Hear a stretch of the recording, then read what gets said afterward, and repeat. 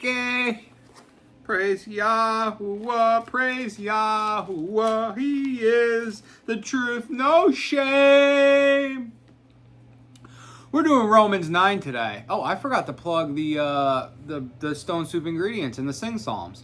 Yeah, go to stonesoupingredients.com. Don't forget, like I did, go to stonesoupingredients.com. Get it in your closet or your storage unit or your garage or your shed, whatever you got to do. But get some food packed away so that there will be food for you and your family and your loved ones and your tribe, your mag, your friends, whoever else you want to feed at the time where there's no food on the grocery store shelves. You ain't gonna have no peaches, you ain't gonna have no steaks, you ain't gonna have no fresh bread. You better have a mill as well. You better have a grain mill that you can get up and start hand milling wheat. Like, imagine if you actually had to hand mill wheat every time you wanted a slice of bread.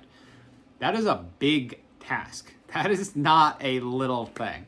And so you can get some pre-ground flour. You can get, regular flour packed away, or you can get wheat.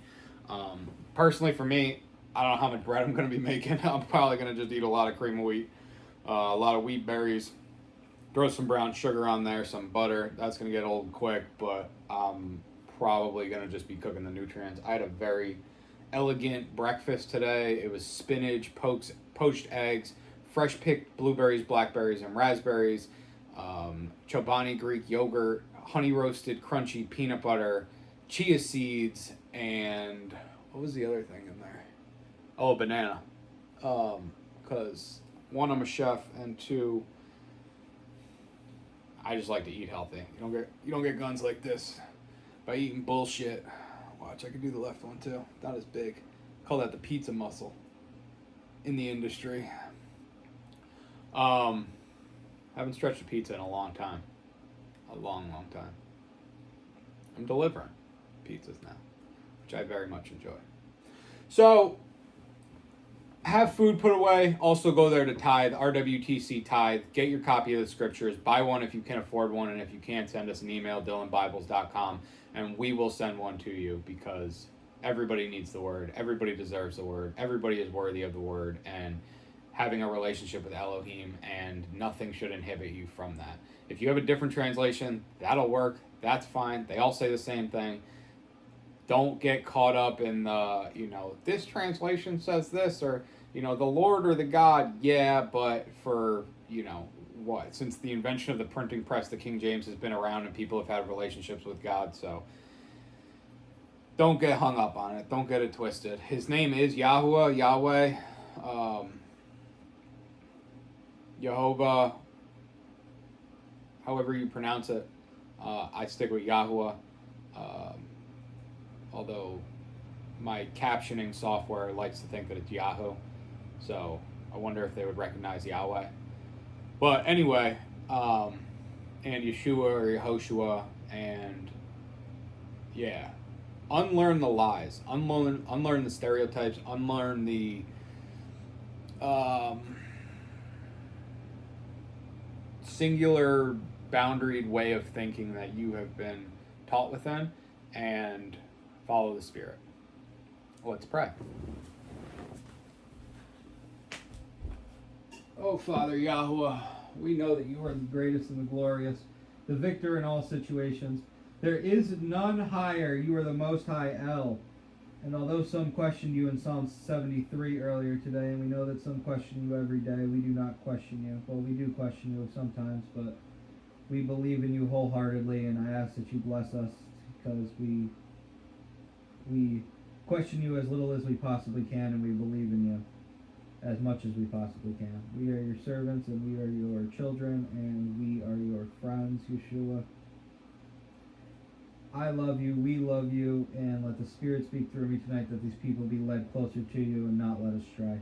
That these people become the head and not the tail, and that these people desire intimacy with you. And that they receive it, and that you meet them where they're at and grow them in a path that they can see value in. Father Yahweh, you are perfect, and we are not. And we are covered by the blood of your Son, through grace, through favor.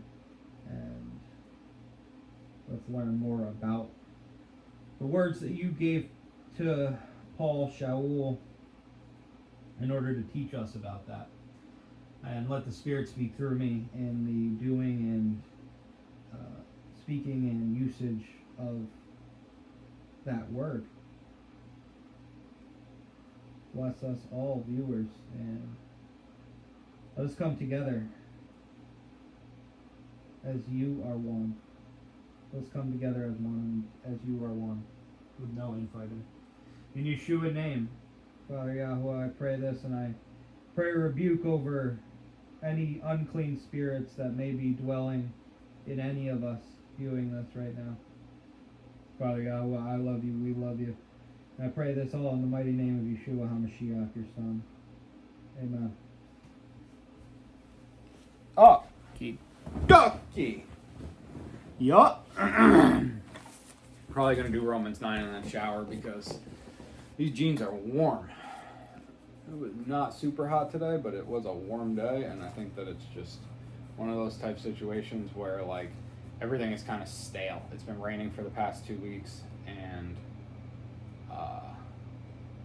there, like, was a lot of humidity evaporated today. It's supposed to rain again for the next 2 days.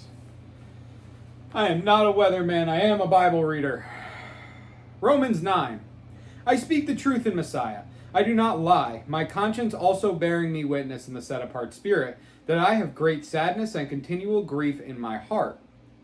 For I myself could have wished to be banished from Messiah for the sake of my brothers, my relatives according to the flesh, who are the children of Israel, to whom is the adoption and the esteem and the covenant and the giving of the Torah and the worship, and the promises, whose are the fathers, and from whom is the Messiah according to the flesh, who is over all, Elohim blessed forever. Amen. However, it is not as though the word of Elohim has failed, for they are not all Yisrael who are of Yisrael, neither are they all children because they are the seed of Abraham. But in Yitzchak your seed shall be called. That is, those who are the children of the flesh, these are not the children of Elohim, but the children of the promise are reckoned as the seed. For this is the word of promise. At this time I shall come, and Sarah shall have a son. And not only so, but Ribkah, having conceived by one, our father Yitzchak, yet before they were born, or had done any good or evil, in order that the purpose of Elohim, according to choice, might stand, not of works, but of him who calls, it was said to her, the greater shall serve the lesser. As it has been written, Jacob I have loved, but Esau I have hated. What then shall we say? Is there unrighteousness with Elohim? Let it not be. For he says to Moshe, I shall favor whomever I favor, and I shall have compassion on whomever I have compassion. So then, it is not of him who is wishing, nor of him who is running, but of Elohim who shows favor. For the scripture says to Pharaoh, for this same purpose I have raised you up, to show my power in you, and that my name be declared in all the earth. So then, he favors whom he wishes, and he hardens whom he wishes. Then you shall say to me, why does he still find fault? For who has resisted his counsel? But who are you, O man, to talk back to Elohim?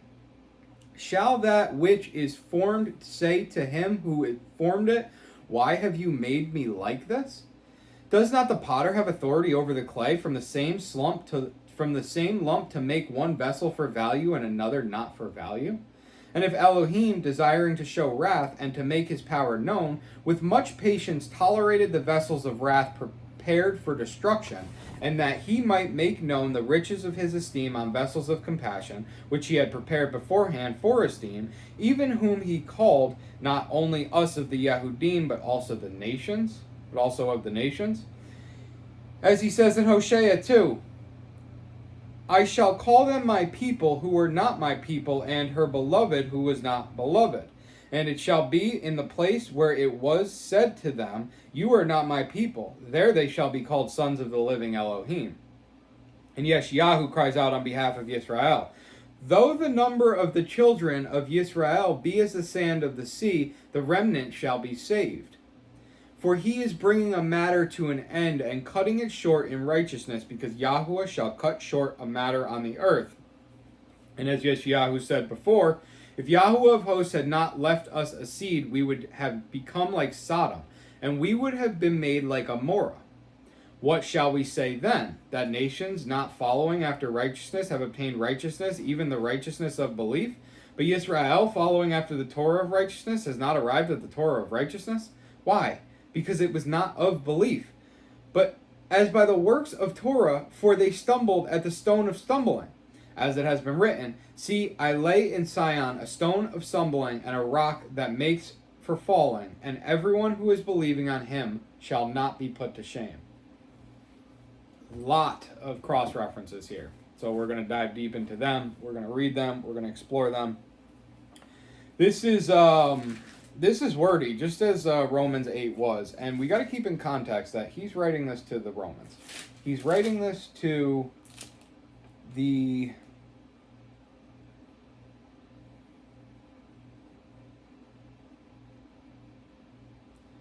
all who are in Rome, beloved of Elohim, called set apart ones. Favor to you and peace from Elohim, our Father and the Master, Yeshua Messiah. He's writing this to all who are in Rome. Nations and Yehudi. It says all. Okay. And keep in mind too, if Shaul saw our generation and had to write us an epistle right now, I do not believe this is what he would write. He wrote different epistles to different places because they needed different things from him. They had different issues. We have a lot of issues. We have a lot of issues. Like, you want to talk about the mental health crisis here? We have a lot of fucking issues, okay? There is no shortage of absolute insanity going on in this fucking country right now, in the world. I mean, you've got all kinds of wars going on. We're on the precipice of World War III. We've got who knows trying to be president. We've got presidential candidates getting shot at. Okay, we've got random people on the streets getting shot at and thrown in front of trucks. We've got corporations being robbed and then robbing their employees by oppression through short salary and fucking, man, there's so much going on in the world. There ain't no leadership, there ain't no love. There is leadership, there is love, but they're in very spread apart places. They're not evident. They're not expressed evidently. What's the word here?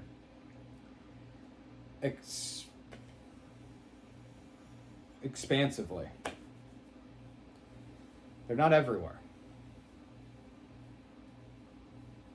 So we have a good amount of work to do. We have to show our love. This is how I love you guys. This is hours and hours of Bible study and work that I'm giving to you for free because I love you. I don't expect anything in return for this. I expect servitude to Elohim being reckoned and righteousness by Elohim and blessings from Elohim by us. But I do not do this with the expressed purpose of you guys handing me something. I do advertise through here, but it's not a requisite to watch the video. It is a spiritual exchange to help me as I have helped you. And so I want you guys to go out there and love people. I want you guys to go out there and lead people. We are a royal priesthood. We are a kingship. We are shepherds. And if you don't want that responsibility, that's fine. You know, just be the best you that you can be. And he even goes into it here about being the you that you are. And the most important thing in our relationship with Elohim is really not to question him. We talked about that in Psalm 73, and we do it. I mean, the closer that you are with him, the more you're going to fight. It's like, like during COVID, how many relationships were broken because of the intense amount of time and intimacy that people were forced to share, and they couldn't handle it. And so the closer that you get to El, it's really, really intensely intimate, and you have to be ready for it. And if you're not ready for it, it's going to smack you in the face, and you're going to know that you aren't ready for it. And it's okay. It's okay. Do the best you can. Do the best you can. I speak the truth in Messiah. I do not lie. My conscience also bearing me witness in the set-apart spirit.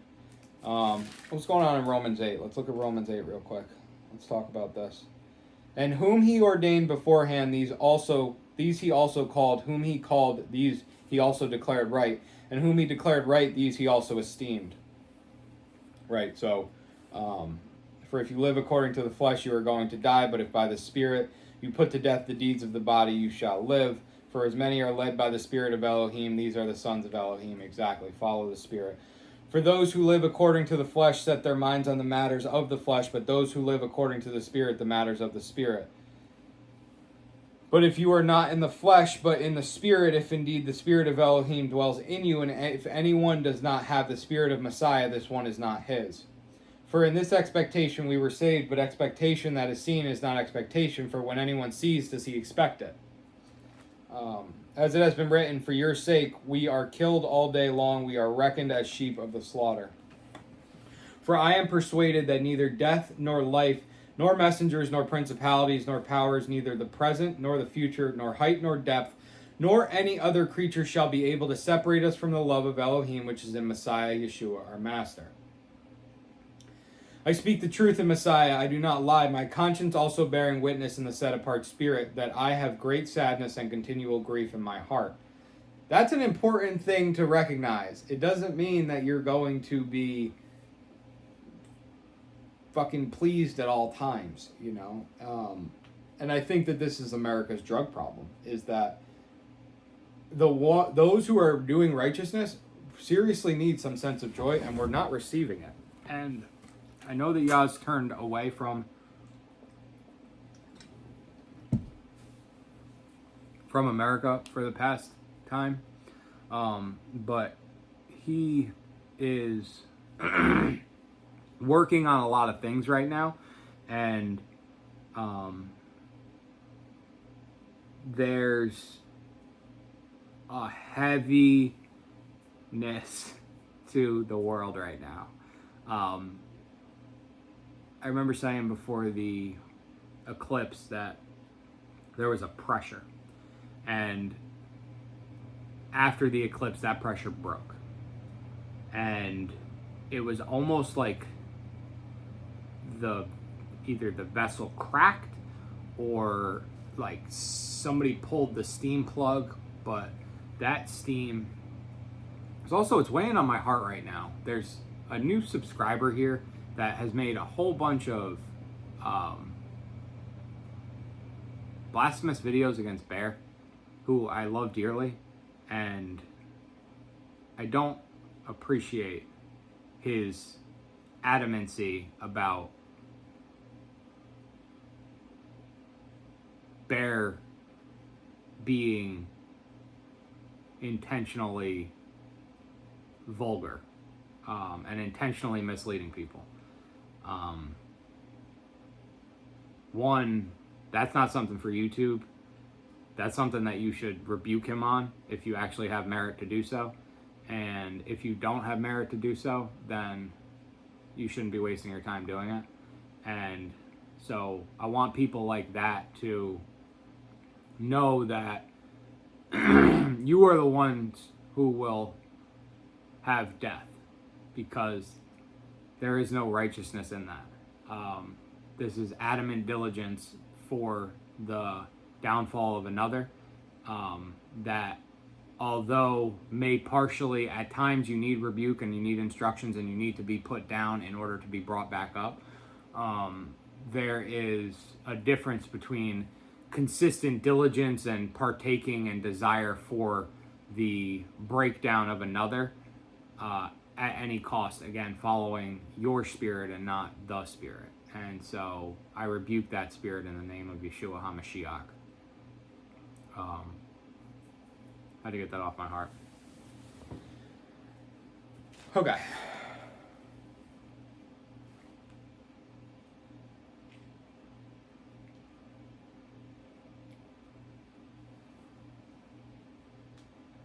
For I myself could have wished to be banished from Messiah for the sake of my brothers, my relatives according to the flesh, who are the children of Israel, to whom is the adoption and the esteem and the covenants and the giving of the Torah, and the worship and the promises, who are the fathers, and from whom is the Messiah according to the flesh, who is over all, Elohim blessed forever. Amen.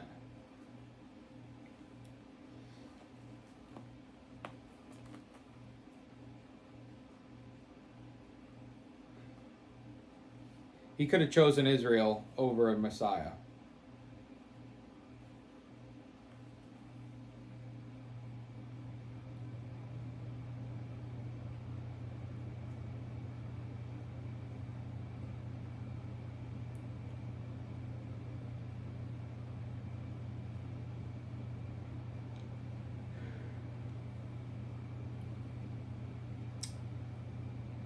This is like, and this is where Paul gets really wordy. He is like,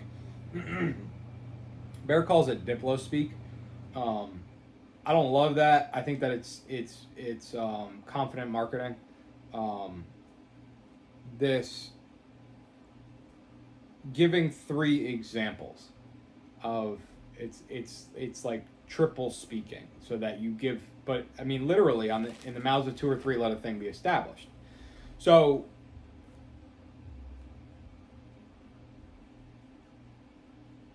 this is like I said, a confident marketing. You're giving 3 witnesses. And Paul often speaks like this.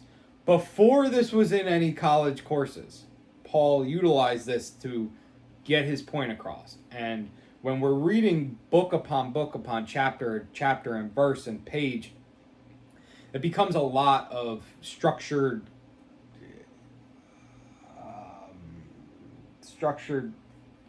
factualization. Basically, what he's saying in this chunk here is that I could have chosen my family over the truth of Messiah. And however, it is not as though the word of Elohim has failed, for they are not all Yisrael who are of Yisrael. A play on words. See explanatory note on overcomers is what this says.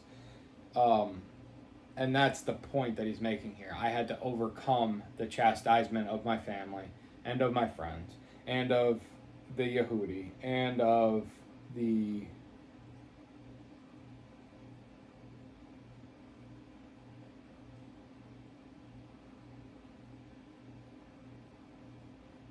Torah. Any disbeliefs that I had in the Torah. See, I just did it there. I needed to give 3 witnesses. So the point there being that they are not all overcomers who are of Israel.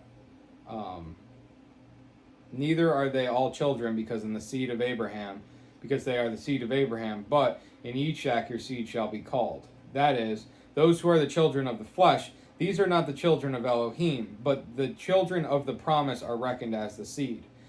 In Yitzhak your seed shall be called. Not all your seed will be Israel, but only out of that I will call, I will pick. And this is, the gospel goes out to the nations. I am not fully convinced that he wants pure pagan Gentile blood coming to him. Will he allow it? Certainly, because the sojourner within your gate, there's one Torah for this, you and the sojourner within your gates. See if I can find 2 units here.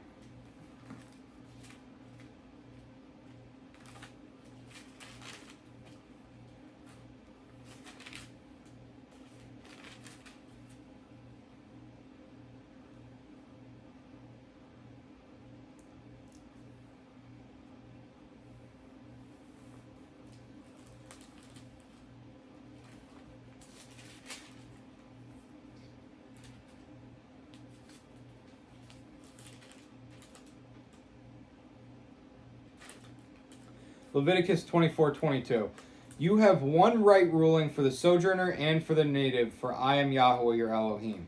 And we saw in Romans 2 about the nations who keep the Torah are a Torah unto themselves. Romans 2:14.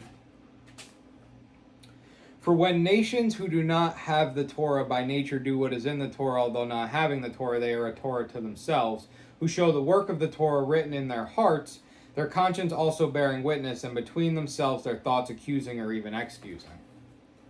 The other one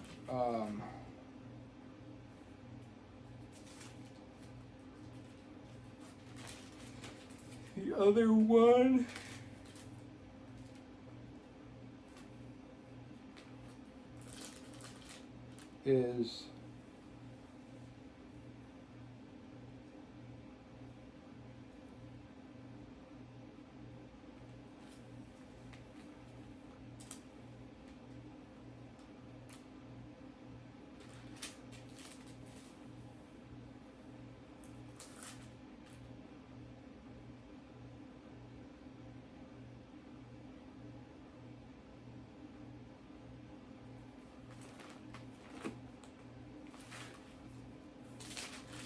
come back to it.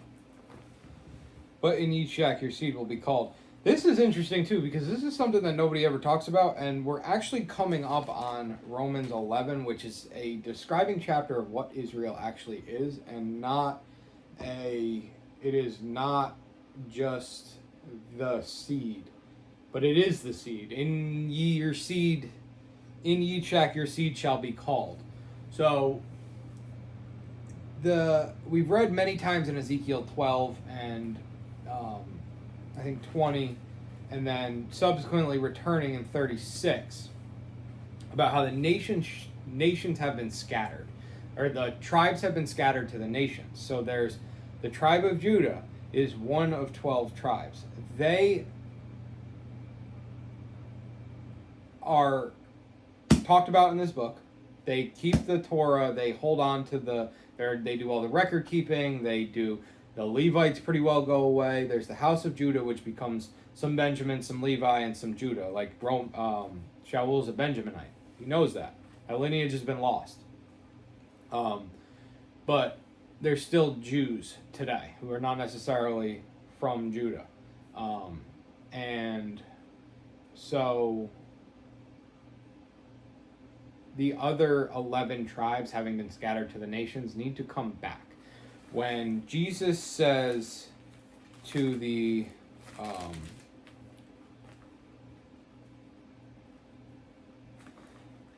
woman of Canaan in Matthew 15, starting in 22, and see, a woman of Canaan came from those borders and cried out to him, saying, have compassion on me, O Master, son of David. My daughter is badly demon-possessed.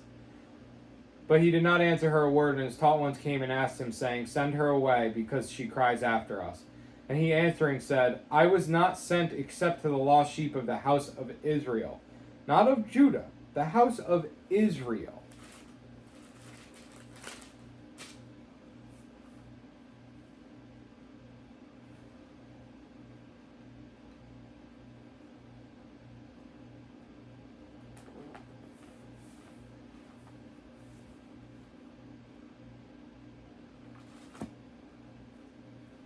In each shack your seed shall be called. So, those other 11 tribes, having been sent out to the nation, procreate with the other nations, and subsequently will need to be brought back in order for Revelation 7 to occur, in that there are Revelation 7:4, and I heard the number of those who were sealed, 144,000, sealed out of all the tribes of the children of Israel. Of the tribe of Yehuda, 12,000 were sealed. Of the tribe of Reuben, 12,000 were sealed. Of the tribe of Gad, 12,000 were sealed. Of the tribe of Asher, 12,000 were sealed. Of the tribe of Naphtali, 12,000 were sealed. Of the tribe of Manasseh, 12,000 were sealed. Of the tribe of Shimon, 12,000 were sealed. Of the tribe of Levi, 12,000 were sealed. Of the tribe of Issachar, 12,000 were sealed. Of the tribe of Zebulun, 12,000 were sealed. Of the tribe of Joseph, 12,000 were sealed. And of the tribe of Benjamin, 12,000 were sealed. Yah knows the hairs on our head, and so he's going to know who's of what tribe, where they're from and where they belong, and how to get them back, and how to breed them with other of that tribe to make a pure lineage again. We know he can do it, and we know it's going to happen. So he is calling through Yeshua the house of Israel, that eventually he gets back his perfect bloodline.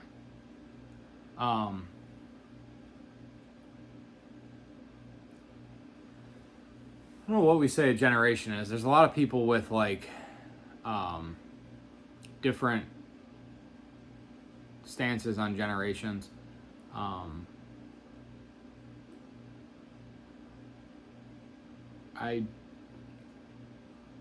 say about 20 years. So if we take about 2,000 years, there's been about 100 generations since the time of Yeshua, which is a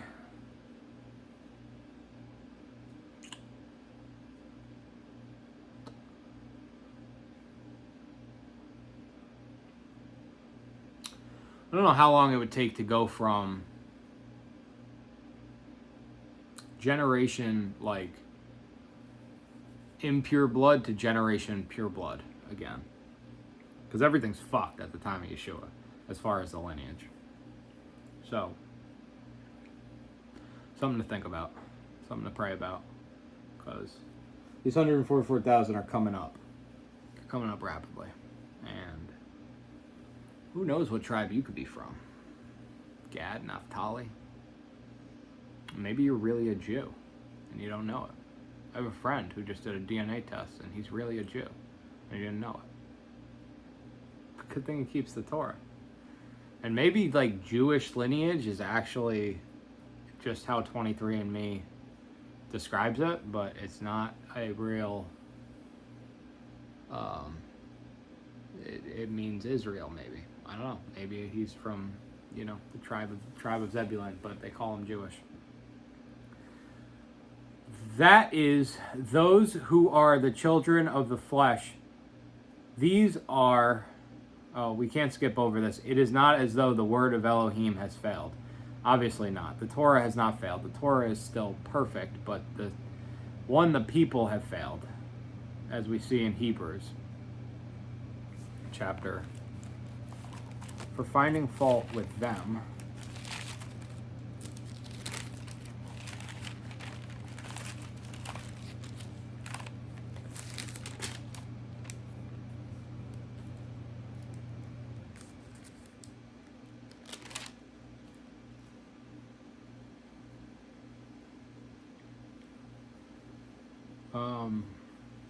Jeremiah 30, 31 to 34.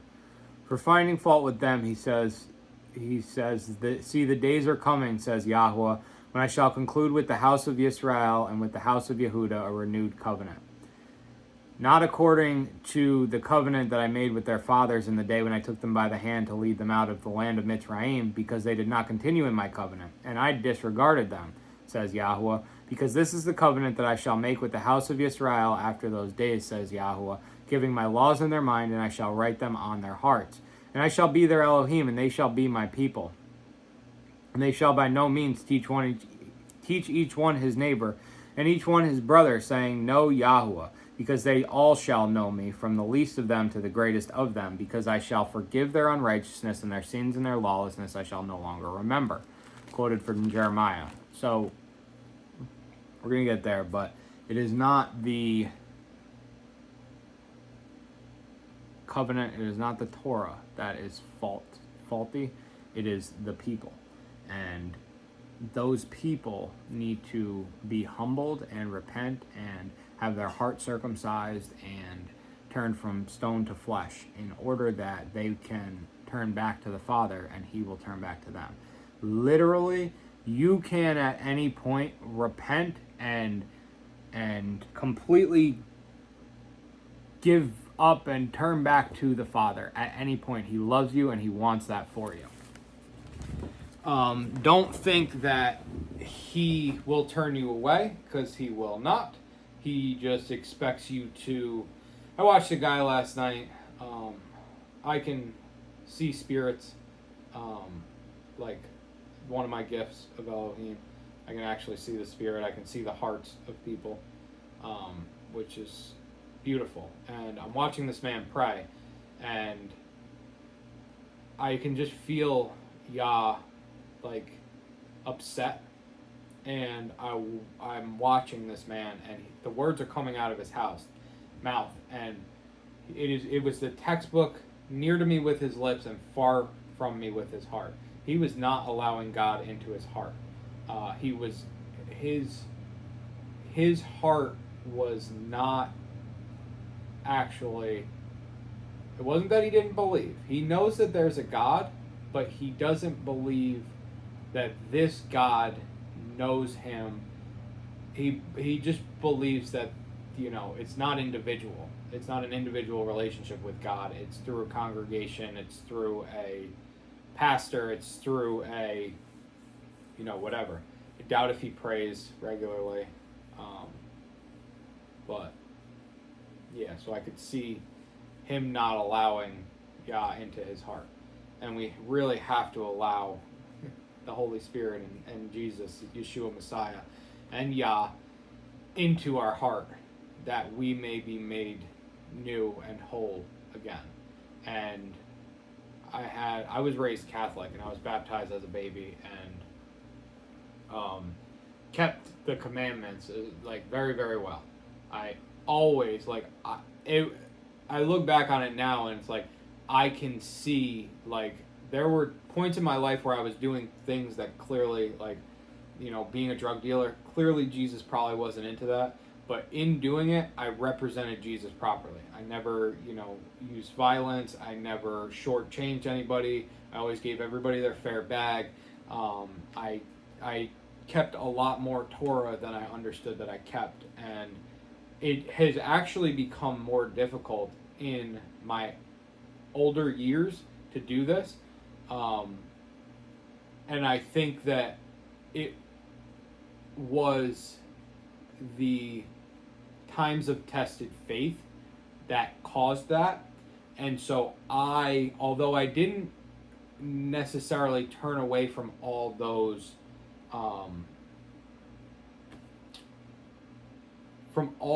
ground rules, the basics, I didn't grow in it at all.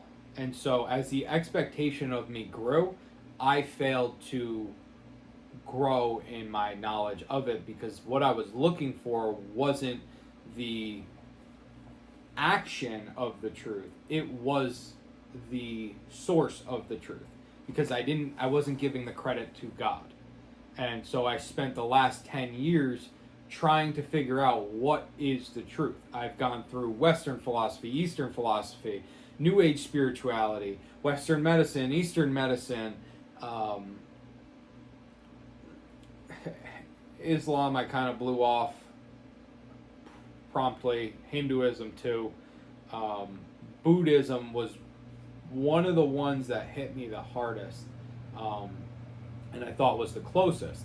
And even New Age spirituality compares Buddha and Christ a lot. And while there are a lot of similarities, and we do have to keep in mind the nations being a Torah unto themselves, this is the true God. And the reason that this is the true God is test it. When you pray in the name of Yeshua, you can go to other religious factions, and the name of Yeshua will overpower their gods. The one that this does not always work with is Islam, if you do not have strong enough faith.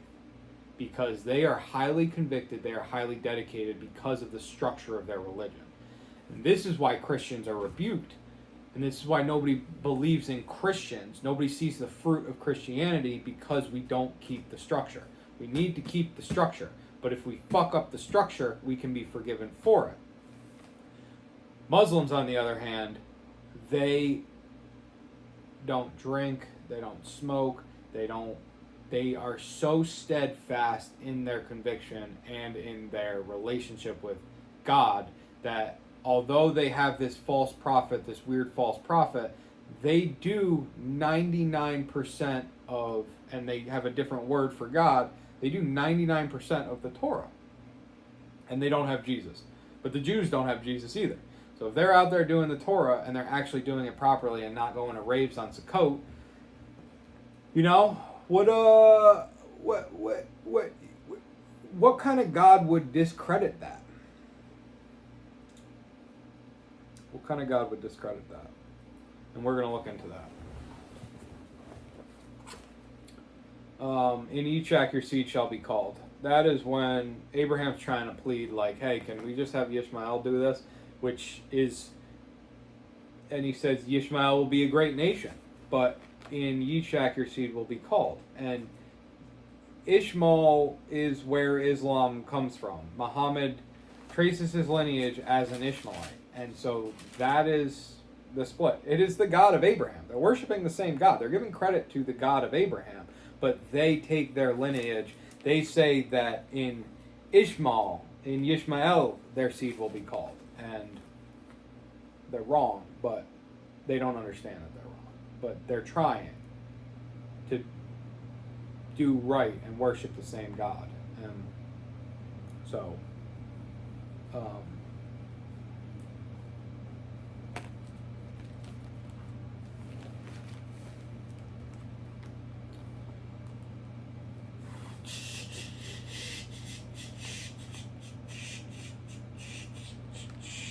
what was it, 28? 12? Okay. Genesis 21:12. But Elohim said to Abraham, let it not be evil in your eyes because of the boy, and because of your female servant. Whatever Sarah has said to you, listen to her voice, for in Yitzhak your seed is called.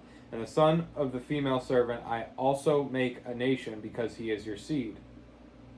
And Abraham rose early in the morning and took bread and a skin of water, which he gave to Hagar, putting it on her shoulder, also the boy, and sent her away. And she left and wandered in the wilderness of Beersheba. So, right there, bang, bang. In Yitzhak your seed is called. I've chosen Yitzhak, and of the son of the female servant, I also make a nation. That's Ishmael. And they become Islam. But we don't see... well, it's believed that Edom is India. So, it'd be kind of weird if it's like... But we're going to get into actually how Esau is Edom, possibly India, and we're going to get into how he hates Esau, and they've got the wildest, most craziest gods. But they've also got a righteousness to them in the fact that they care for and love their friends, family, and neighbors, and they're devoted to their God, which is an 8-armed elephant, because fucking this guy got rejected. I mean, like, he had it rough. He was dumb, you know. He was like I'm just picturing, like, if Cain had, like, Cain had more than one opportunity. This is how he would have turned out, like Esau. That is, those who are the children of the flesh, verse 8. These are not the children of Elohim, but the children of the promise but the children of the promise are reckoned as the seed.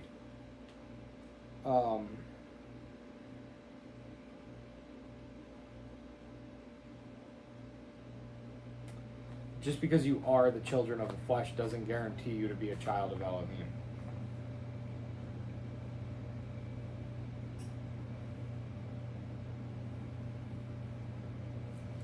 but the children of the promise are reckoned as the seed.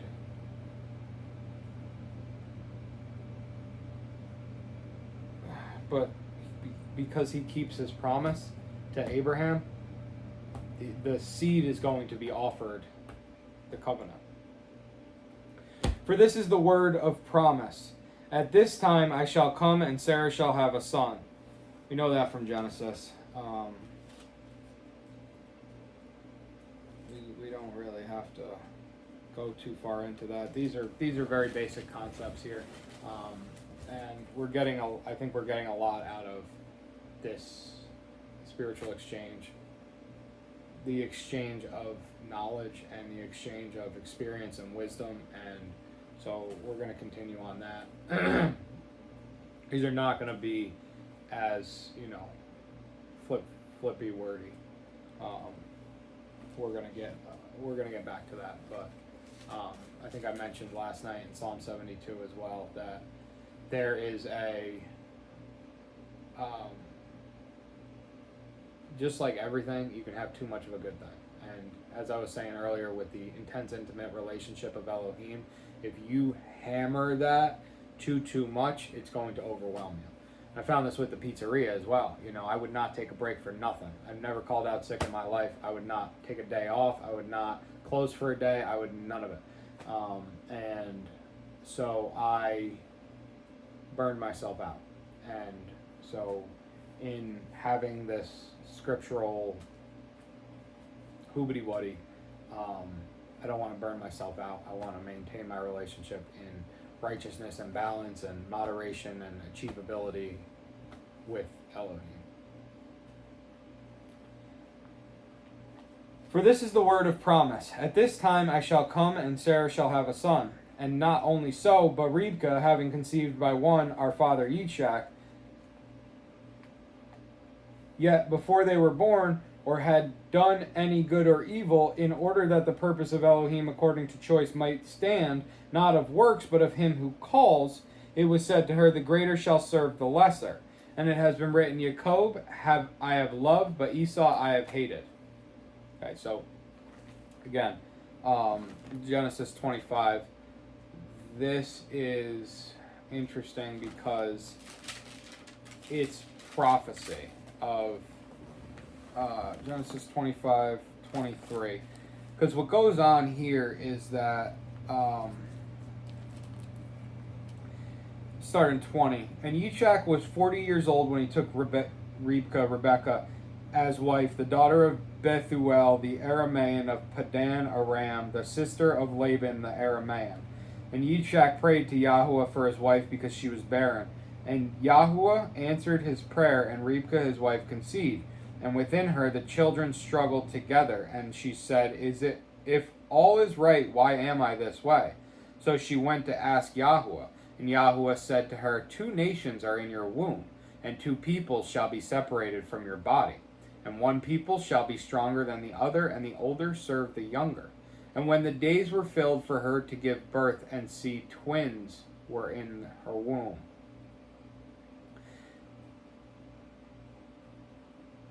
This was a new thing. They didn't understand this, presumably. This is the first time we get it in the Bible. We see it again. Judah has it with Tamar. But they're struggling even in her womb. And the older shall serve the younger. This is not the first and only time we see this either. Because basically YHWH is technically the younger son of Abraham, but he's in Genesis 21.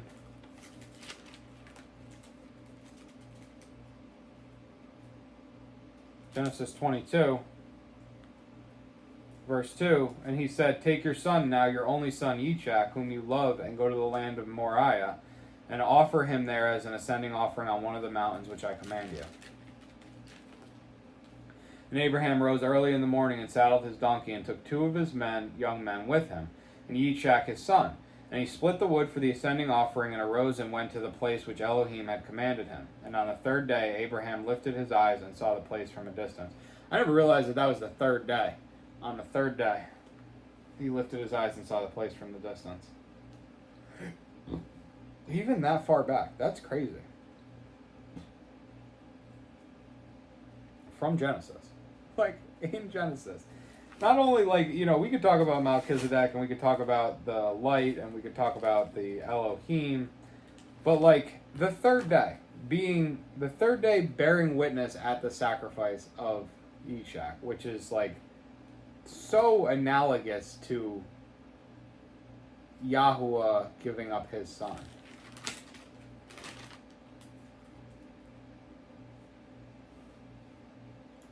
So Abraham said to his young son, "Stay here with the donkey, while the boy and I go." So Abraham said to his young men, "Stay here with the donkey, while the boy and I go over there and worship and come back to you." And Abraham took the wood of the ascending offering and laid it on Yitzchak his son, and he took the fire in his hand and a knife, and the two of them went together. And Yitzchak spoke to Abraham his father and said, "My father." And he said, "Here I am, son." And he said, "See the fire and the wood, but where is the lamb for an ascending offering?" And Abraham said, "My son Elohim does provide for himself the lamb for an ascending offering." And the two of them went together. And they came to the place which Elohim had commanded him. And Abraham built a slaughter place there, and placed the wood in order, and he bound Yitzchak his son, and laid him on the slaughter place upon the wood. And Abraham stretched out his hand and took the knife to slay his son, but the messenger of Yahuwah called to him from the heavens, capital M messenger, and said, "Abraham, Abraham." And he said, "Here I am." And he said, "Do not lay your hand on the boy, nor touch him. For now I know that you fear Elohim, seeing you have not withheld your son, your only son, from me." And Abraham lifted up his eyes and looked, and saw behind him a ram caught in a bush by its horns. And Abraham went and took the ram and offered it up for an ascending offering instead of his son.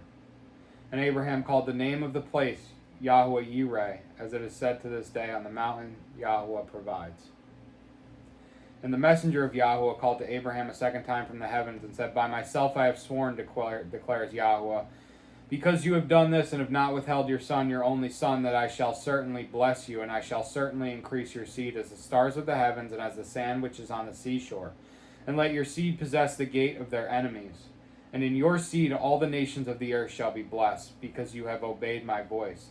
Then Abraham returned to his young men, and they rose up and went together to Beersheba, and Abraham dwelt at Beersheba. And it came to be after these events that it was reported to Abraham, saying, "See, Milcah too has borne children to your brother Nahor, Uts his firstborn, and Buz his brother, and Kemuel the father of Aram, and Chesed, and Hazo, and Pildash, and Yidlaf, and Bethuel brought forth Ribkah. These 8 Milcah bore to Nahor, Abraham's brother, and his concubine, whose name was Rehuamah, also bore Teba, and Gahem, and Tahash, and Makkah. And there we see the genealogy of Rebecca. We see the genealogy of Rebecca, and so we get a lot more analogs here. We get the wood. He's bound to the wood. We get the donkey. The young men are with the donkey. Yeshua rides in on a donkey. We get the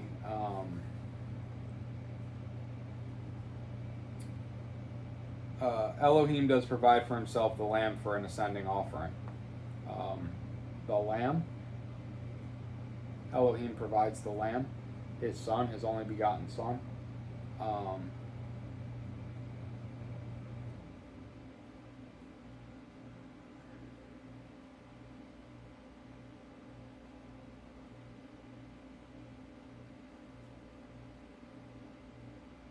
Trying to think of the slaughter place.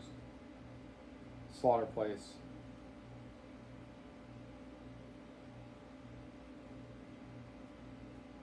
Is the temple. And Abraham built the slaughter place there and placed the wood in order. And he bound Yitzchak his son and laid him on the slaughter place upon the wood.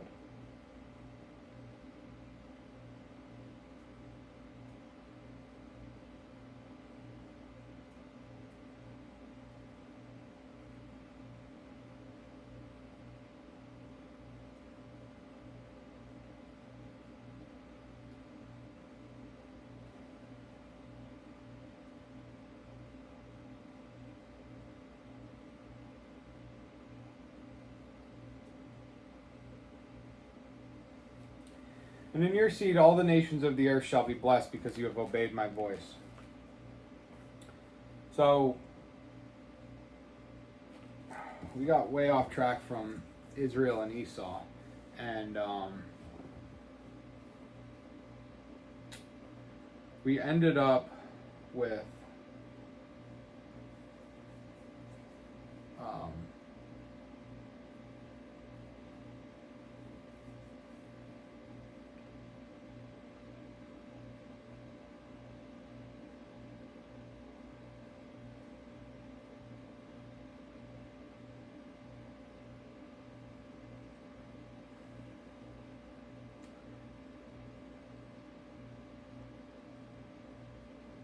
the nations, all the nations being blessed in his name.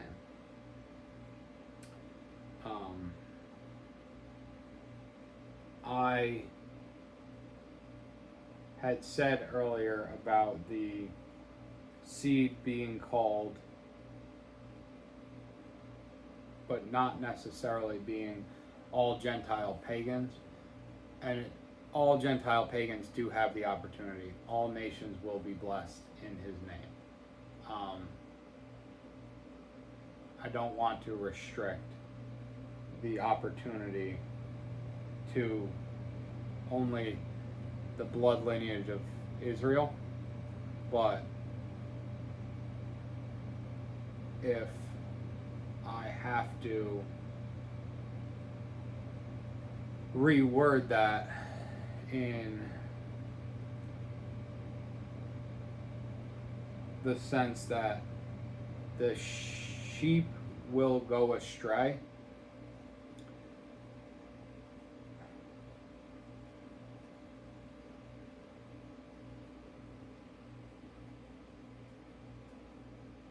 come first, but for the lost sheep of the house of Israel.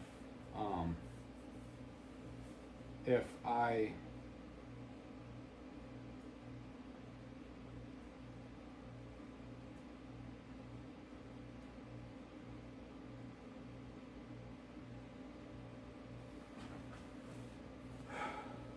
I think about how all the other nations can come to Elohim, it is not just the calling of the people of Israel. It is a genuine call to all.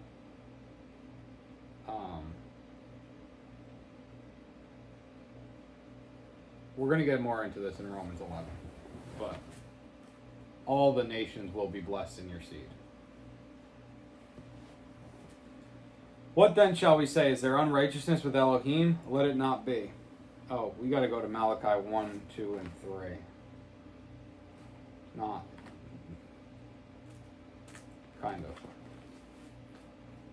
The message of the word of Yahweh to Israel by Malachi. I have loved you, said Yahweh, but you asked, in what way have you loved us? Was not Esau Jacob's brother?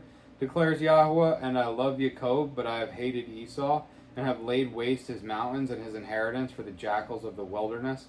Edom says, we have been beaten down, let us return and build the ruins. Yahweh of hosts said thus, let them build, but I tear down, and they shall be called border of wrongness, and the people against whom Yahweh is enraged forever.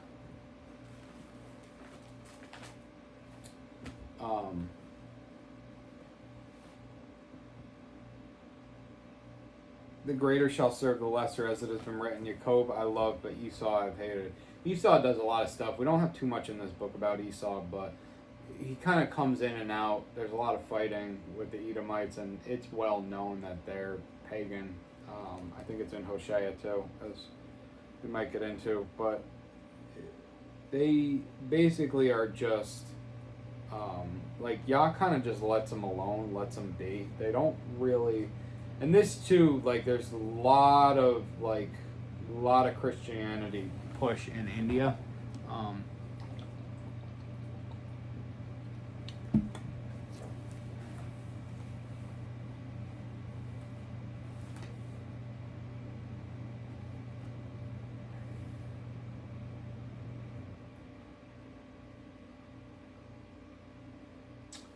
But regardless of the proof of that,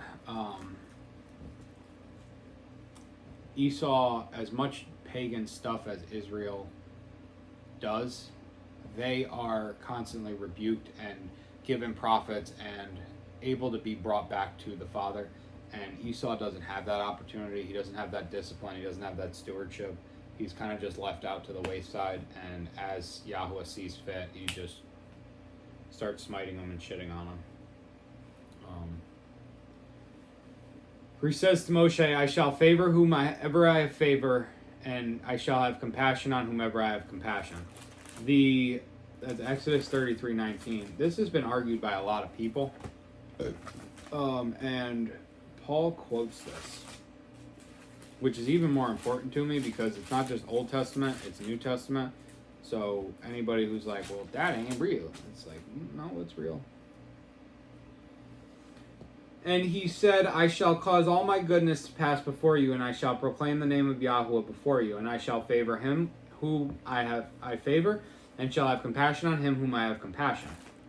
Love that. Because people want to think like favor is for everybody, but there's a spectrum. There's varying degrees of favor. If you do more for Yah, you get more from Yah. And it is not just in righteousness. It is confidence. It is courage. It is boldness. It is belief. The sheer foundation is the belief. I'm giving you my ring finger. It's the fucking covenant. It is the faith. It is the belief that what you do will be blessed. And that is why the shrewdness of the unrighteous one is more blessed than the unrighteousness of this generation is. How is it said? Luke 16:8, and the master praised the unrighteous manager because he had acted shrewdly, because the sons of this age are more shrewd in their generation than the sons of light. And I say to you, make friends for yourselves by unrighteous mammon, that when you fail they shall receive you into everlasting shelters. You know what I mean? Like you have to be a little bit cutthroat. And this is where we talked a lot about wrongness in Psalm 73 today. And people get so caught up on the right and wrong and not caught up enough in the spirit. And I myself am guilty of that. As I said, I was able so closely to follow the commandments and the what would Jesus do type thinking in my youth that never expanded out of that. I never came into, those are the 10 words.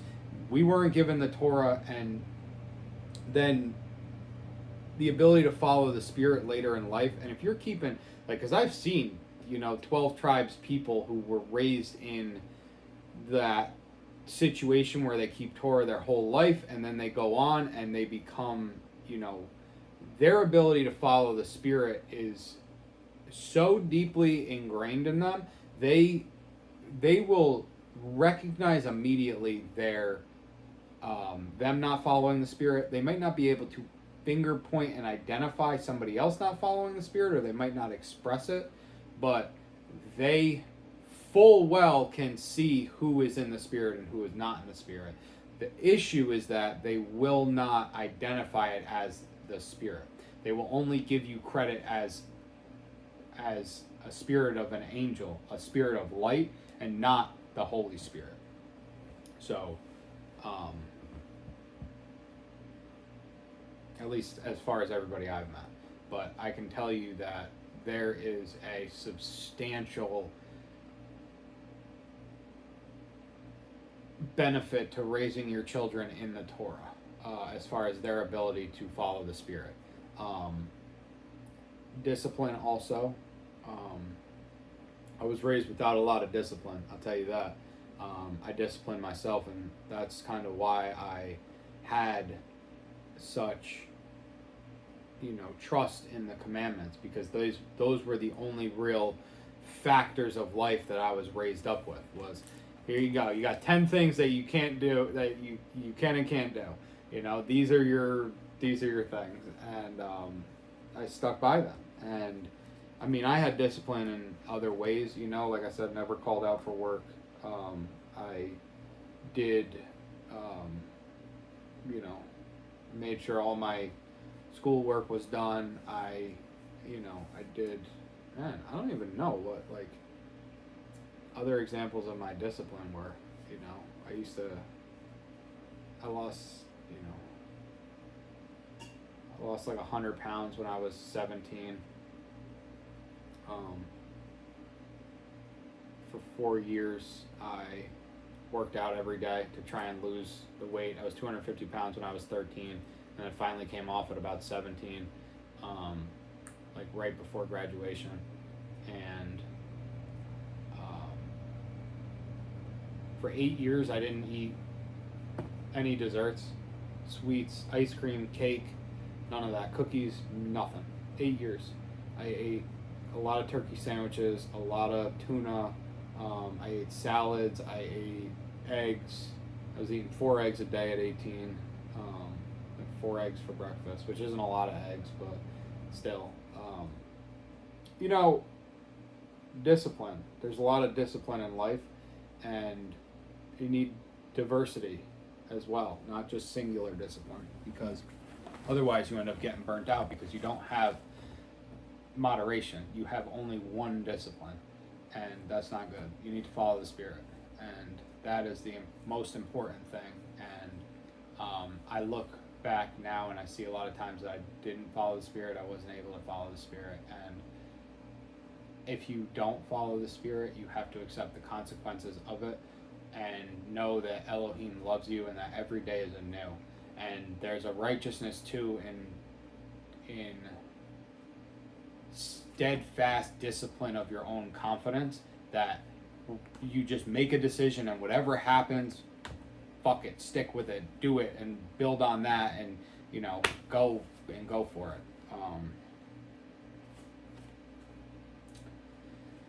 So then, it is not of him who is wishing, nor of him who is running, but of Elohim who shows favor.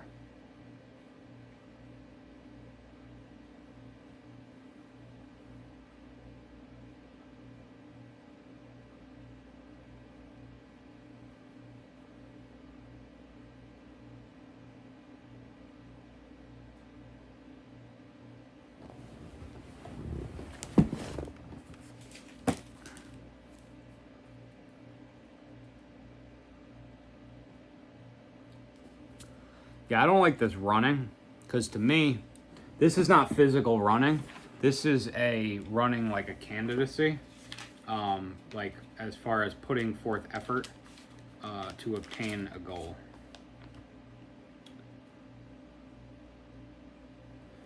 King James says runneth as well.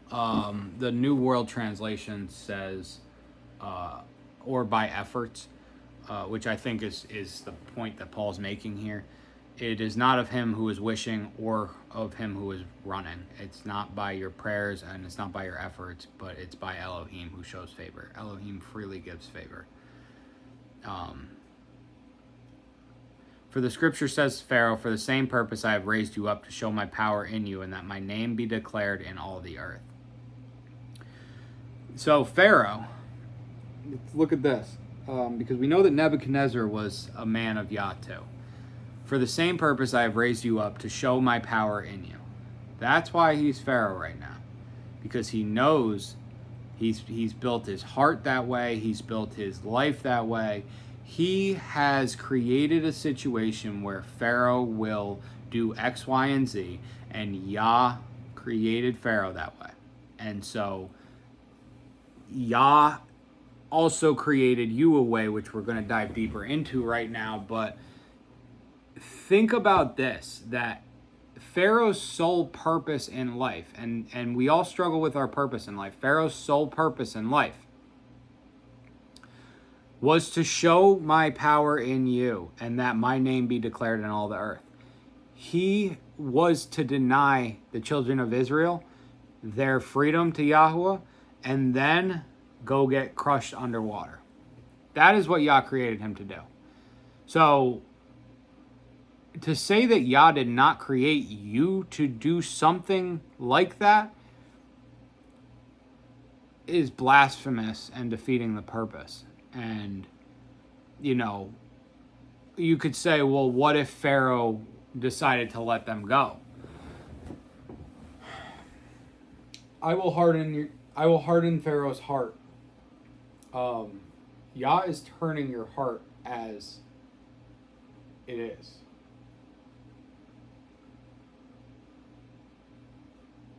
Nothing is out of his control.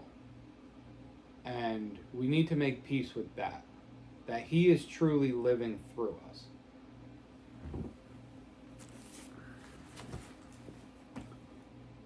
So then, he favors whom he wishes, and he hardens whom he wishes. Going back up to that favor, yeah, I mean, that's perfectly said. I don't think I could say it any more better. I show favor who I show favor to. For this purpose I have raised you up to show my power in you, and hardened whom he wishes. Yeah, it's we are going to be one or both of them, sometimes at different times in life. And it is coming to peace with that is the joy of Elohim. Because we know that we're serving his purpose.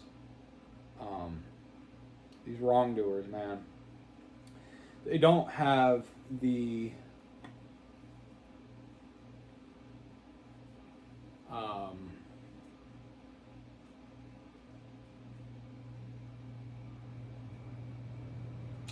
it's a real carnal decision-making process. Yah doesn't use them.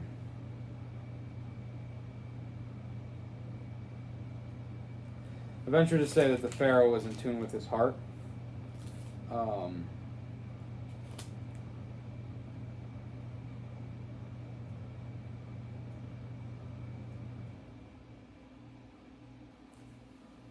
I also venture to say that some people who can see spirits are not seeing them out of their heart, but out of their mind and their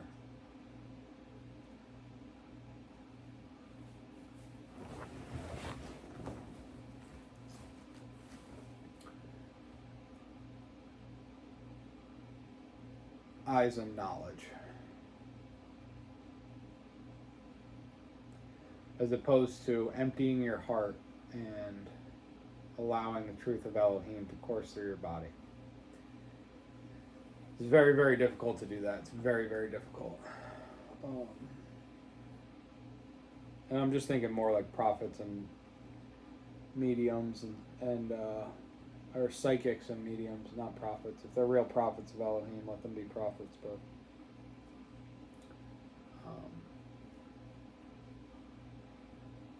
don't say that there's prophecy in, let's say that there's, somebody who gets something wrong once is a false prophet.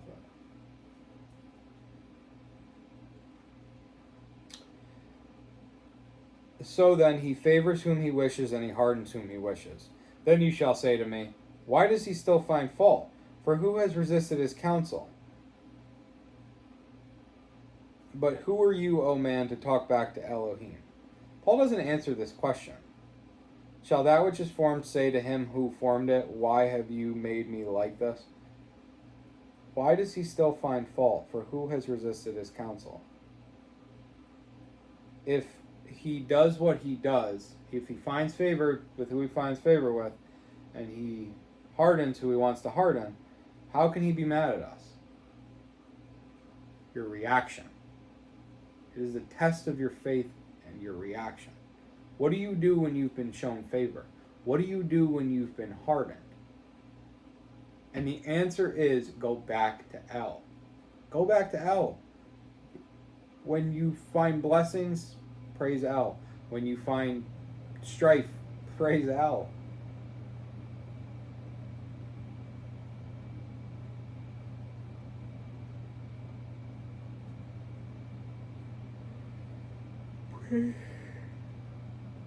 Praise El.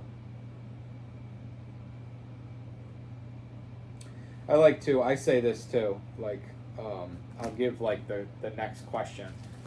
I'll when I'm teaching somebody something, I'll say you've got, you're asking me about this, and then I would answer you this, and then you would say this, and and I will play out the discussion basically for them until we get to the deduction. But he doesn't go all the way through that. He just says, stop right there. And he actually gives the right answer. But who are you, oh man, to talk back to Elohim? That's the answer, is that who are you to talk back to Elohim? If he wants to harden your heart and get mad at you, that's his right as your creator. And we see that more. Shall that which is formed say to him who formed it, why have you made me like this? Does not the potter have authority over the clay from the same lump to make one vessel for value and not another not for value? I mean, like, exactly, perfect. You know, he can do that when he wants to do that, and we have to praise him, and we have to love him, and we have to have the confidence that at some point through that trial and through that testing, and I mean, I can tell you, I was 13 years old sitting on my bed trying to sell my soul to the devil for money, and so there's definitely a trying and a testing and a proving that will I go back to him day after day after day after day diligently. I understand that now, I see that, and I still want him to know that I didn't know what I was doing. You know what I mean? I remember seeing it everywhere. It seemed like every single day, all day, every day, it was all that was before me. And I could not, for the life of me, get it. And I didn't, I really didn't understand, like they talk about, it was all over MTV at the time. I grew up in that era, and they talk about like, oh, they made a deal with the devil, but I didn't understand that was like, I thought that God was still in control of that too. You know what I mean? Like, God will give you the devil as a worker, as somebody to work for. Like God already owns the devil, so what's the difference? And it's a very 13-year-old way of thinking, and like I said, I still was able to, do what I did and keep the heart condition of Messiah. But I conflated a lot of right and wrong in my experience doing those things, and now I've got a lot to learn and to,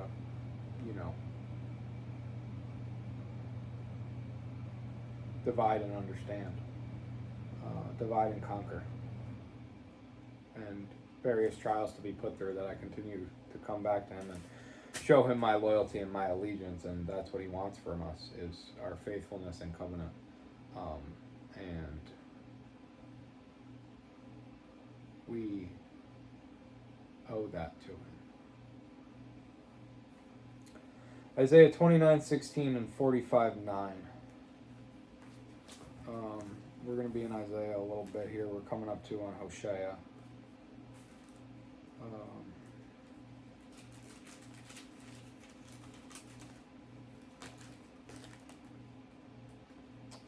Isaiah 29:16. How perverse of you! Should the potter be reckoned as the clay? Should what is made say of its maker, he did not make me, and what is formed say of him who formed it, he did not understand?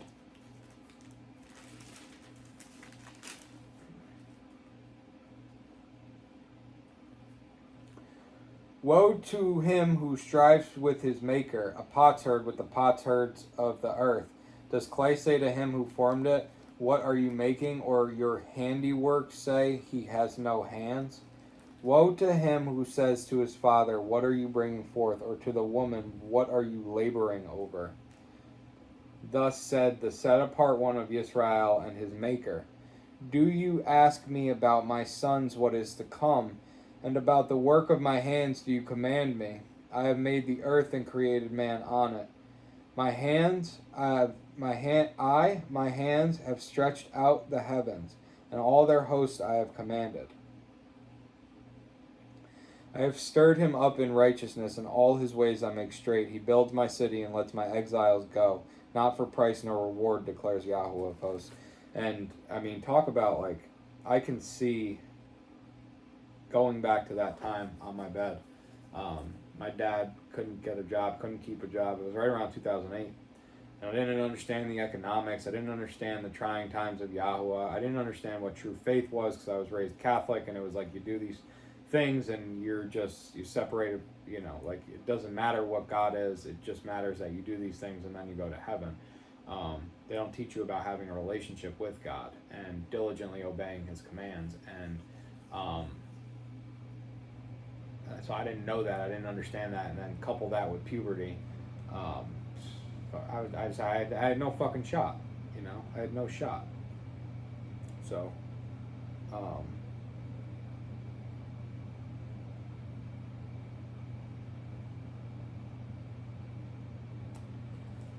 part of me does think that there's a need to work, and part of me, like, that's my reaction to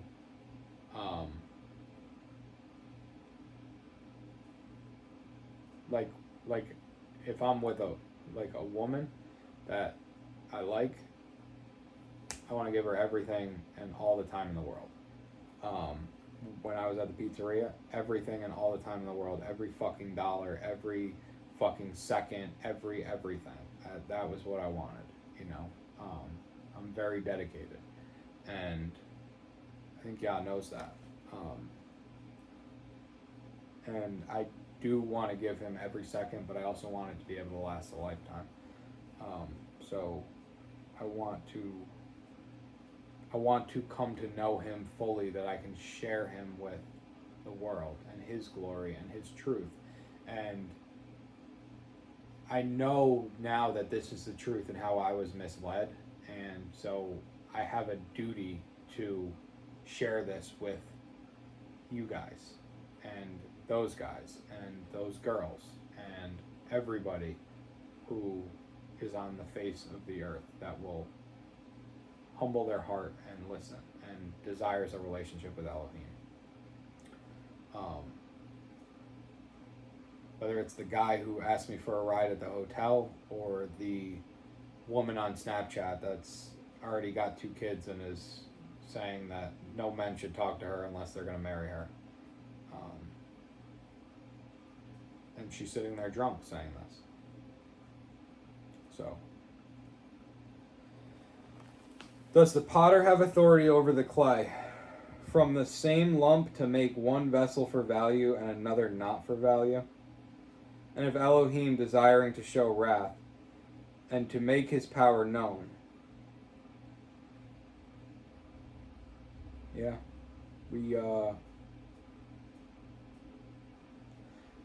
is one of the hardest things for me to accept, is that he can make us valueless, no matter what we do. He can make us nothing. That hurts my heart, because I've always been a hard worker. And obviously we know that you can't work for this, work for favor, but that it is desire and steadfastness to please Elohim.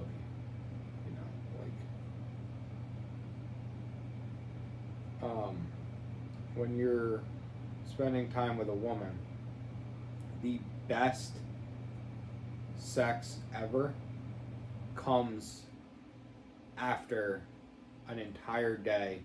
You start out in the morning, you wake up together, you eat together, you do something productive together, you do a task, you do the garden, you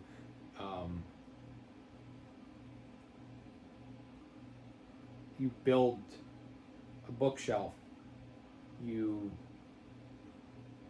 have a nice lunch, you spend time together. It's not about the food, but it's about the uniqueness of the experience of the lunch, right? It's not like you're just grabbing a granola bar and then chatting by the sink.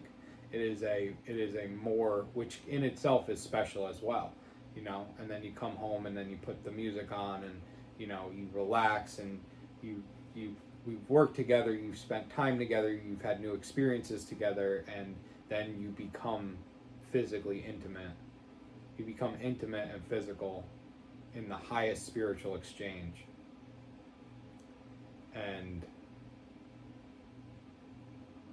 you've already had a buildup in exchange of that all day. And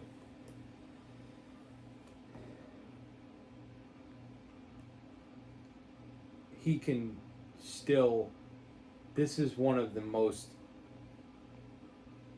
reckless,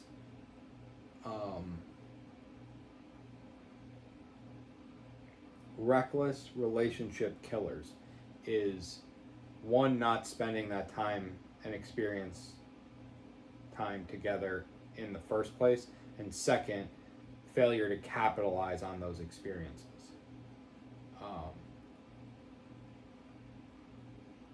All men know this situation where you make your move on the girl and you push it too early, too soon, and then she shies away, and then it's real awkward, and then you gotta like recoup, the game and the spirit, and and it really is the spirit, but you gotta recoup the mood, so to speak.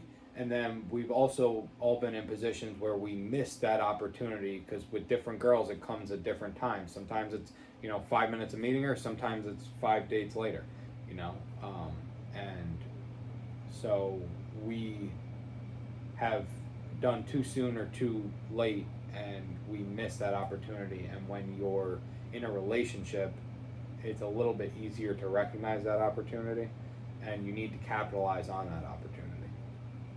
And so this is the need for us to be in the spirit and be able to recognize when Yah's blessing us and when he's cursing us, when he's testing us, and when he's ascribing great value to us and when he's taking value away from us, in order that we find joy and blessings and receive all that Elohim has to offer. It is very, very difficult. It is very difficult. And again, going back to Romans 6, the safest way to play this is just to follow the Torah. It hurts. It takes a lot of time. It takes a lot of pain. We're going to see here coming up. But it is very, very trying.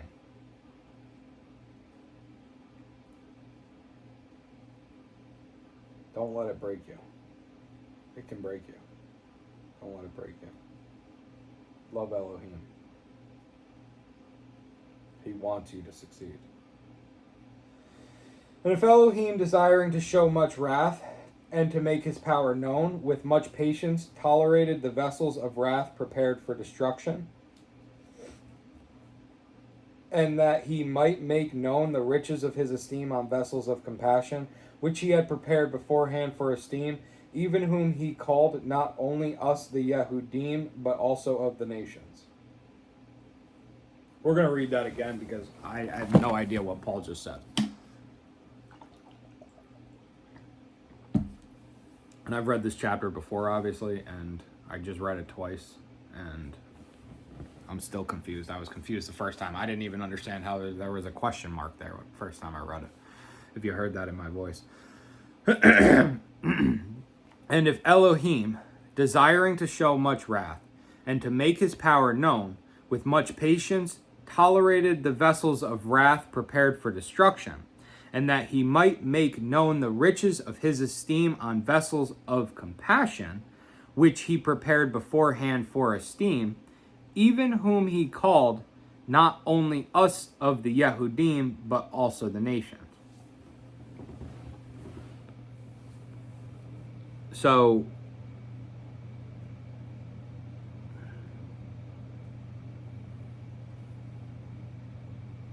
okay. Elohim, desiring to show wrath and to make his power known, with much patience tolerated the vessels of wrath prepared for destruction. So he prepared these vessels of wrath for destruction. Take this like a potter and the clay pot. So you've got this clay vessel. This vessel here is made for destruction. Okay? And he says, I'm going to have patience with this. I desire to make my power known with this. with much patience tolerated the vessels of wrath prepared for destruction. But I'm going to have patience with this, and I'm going to tolerate it for now. That he might make known the riches of his esteem on vessels of compassion, which he prepared beforehand for esteem. This is a vessel of esteem. I'm going to have compassion on this. I am going to make sure. This is interesting because we're playing against each other, tolerance and compassion, which are very different things, but the only thing that makes them different in my eyes is your predisposition toward the vessel. Because when two different people fuck up and you like the one person and you don't like the other person, you're likely to scorn the one that you don't like more than the one that you do like, and even if they do the same thing. And so you tolerate the one that you don't like if you don't whip them with your belt, but you have compassion on the one that you do like if you don't whip them with your belt. Even whom he called not only us of the Yehudim, but also of the nations. But they're very different because compassion is true. I'm going to actually look up. Where's my phone? I'm going to actually look up the definition of compassion and tolerance and see how they are different. Okay, or they can... Why do you need to do this, Google? Compassion, sympathetic pity and concern for the suffering or misfortune of others. Tolerance, the ability or willingness to tolerate something. I hate that. In particular, the existence of opinions or behavior that one does not necessarily agree with. The capacity to endure continued subjection to something. I like that definition better. Okay, so compassion is sympathy and tolerance is endurance. Huh. And I know that one. That is real. That is real heavy. There's things that I do, that. Okay. See, and this makes so much more sense for my middle of my relationship with Elohim, is that he tolerated all the things that I did because of the good that came from them. Once I closed the pizzeria, the expectation to stop smoking was that fucking night. And I just don't understand why I couldn't stop smoking at the pizzeria. And I should have just enjoyed it. But he tolerated it for the time, even though it was something that he didn't like. And then he has compassion on my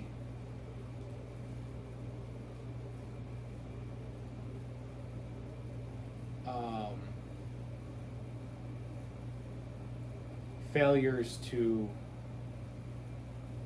properly steward a woman, to treat women properly in the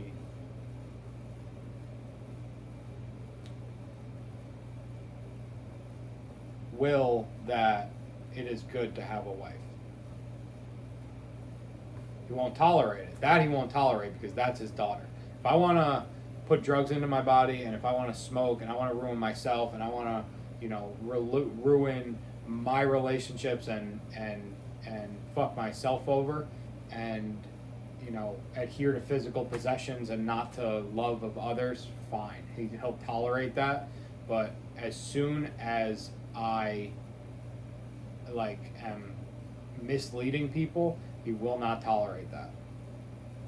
There's compassion on me because I'm trying to do the right thing and I'm fucking up, and so he'll reprove me, he'll discipline me, he'll show sympathy to me, but he's not going to tolerate it. it gets nipped in the bud immediately.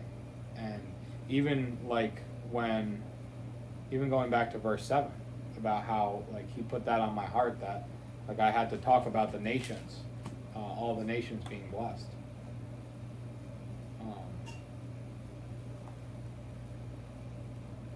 So you don't know how it's going to come, but you have to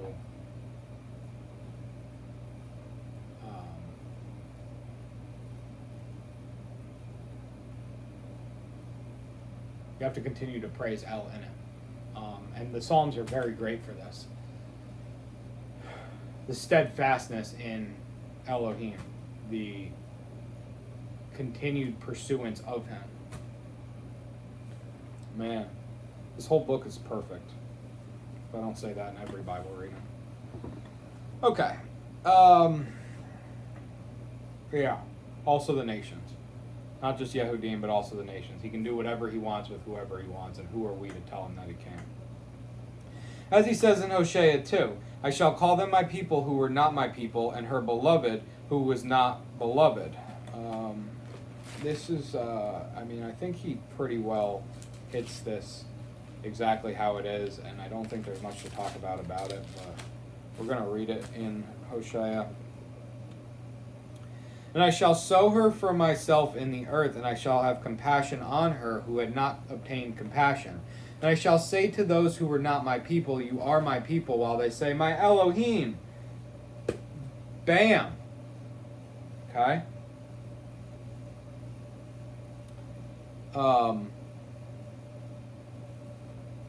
This is a prophecy to Israel about them turning back and Elohim turning back to them.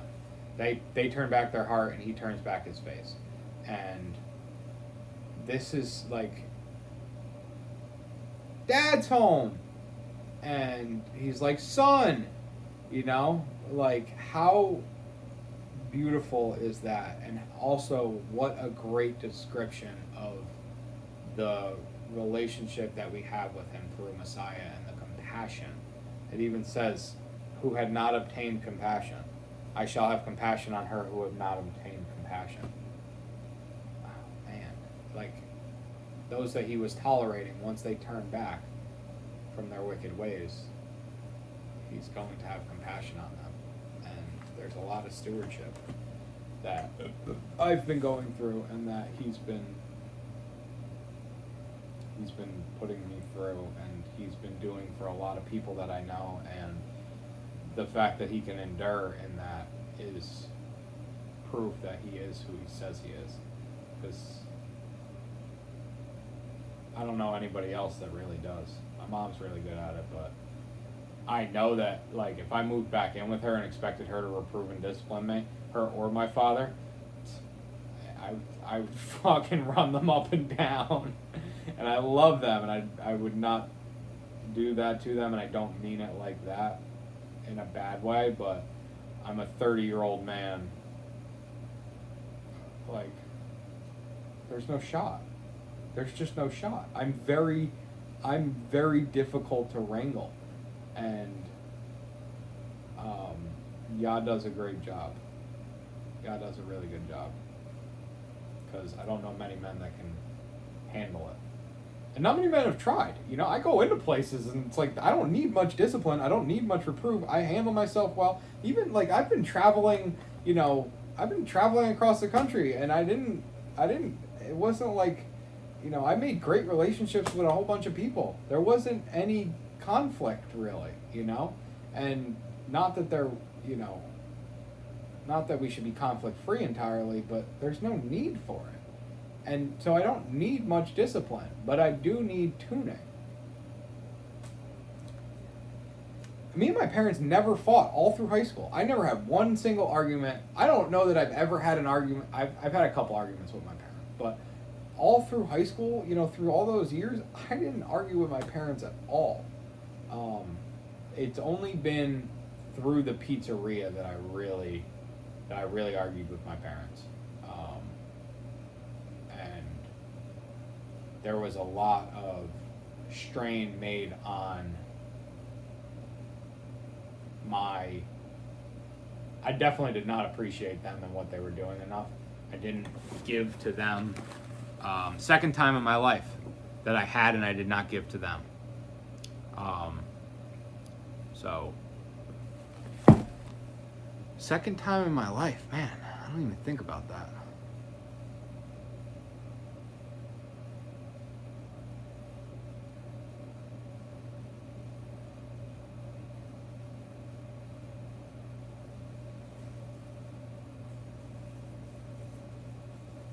And yet, at the end of it, Yahuwah provided a way to give to them that I was more than happy to give. So,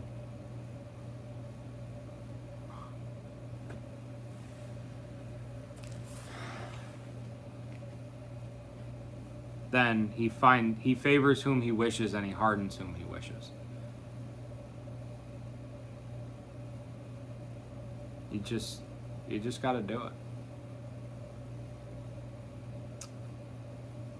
And it shall be in the place where it was said to them, there will be consequences, but you have to pursue El. You have to follow the Spirit. And learn from it. And now I know. Now I know better. And it shall be in the place where it was said to them, you are not my people. There they shall be called sons of the living Elohim. Hosea takes a wife. We talked about Hosea takes a whore for a wife. We talked about this in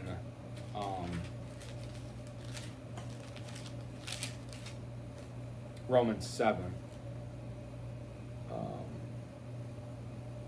Hosea 1:10. Yet the number of the children of Israel shall be as the sand of the sea, which is not measured nor counted.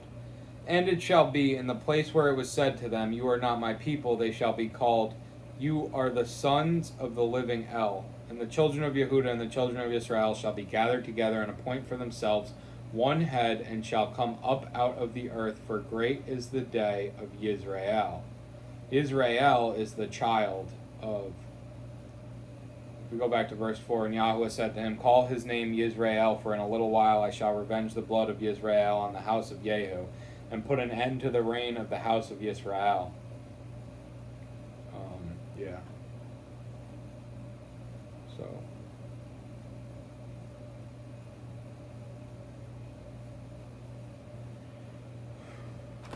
Okay.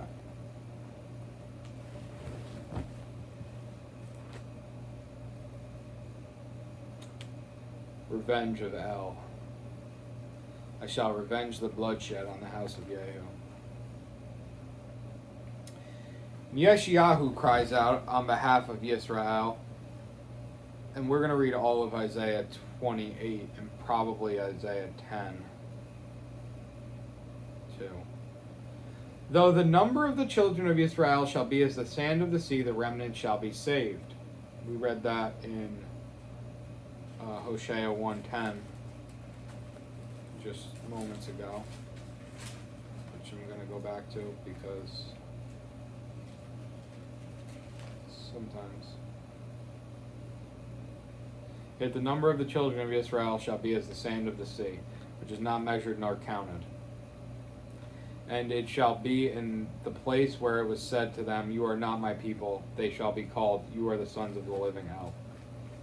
They're recognized. Because in Deuteronomy we know the nations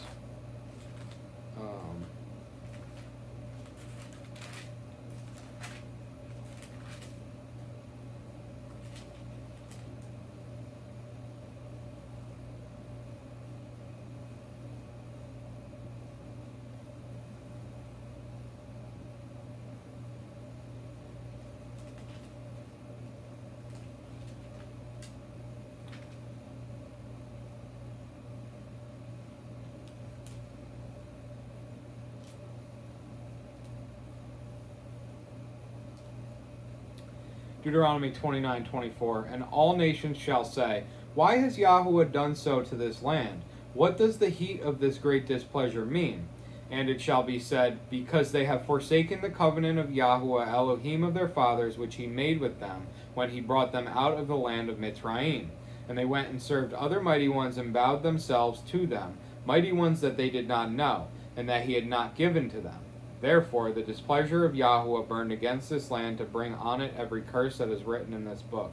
And Yahuwah uprooted them from their land in displeasure and in wrath and in great rage, and cast them into another land as it is today. The concealed matters belong to Yahuwah our Elohim, but what is revealed belongs to us and to our children forever to do all the words of this Torah.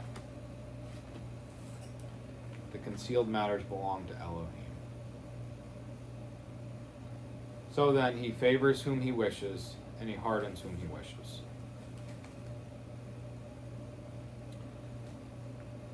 For he is bringing a matter to an end, and is cutting it short in righteousness, because Yahuwah cut short a matter on the earth. We're going to read Isaiah 10. Okay.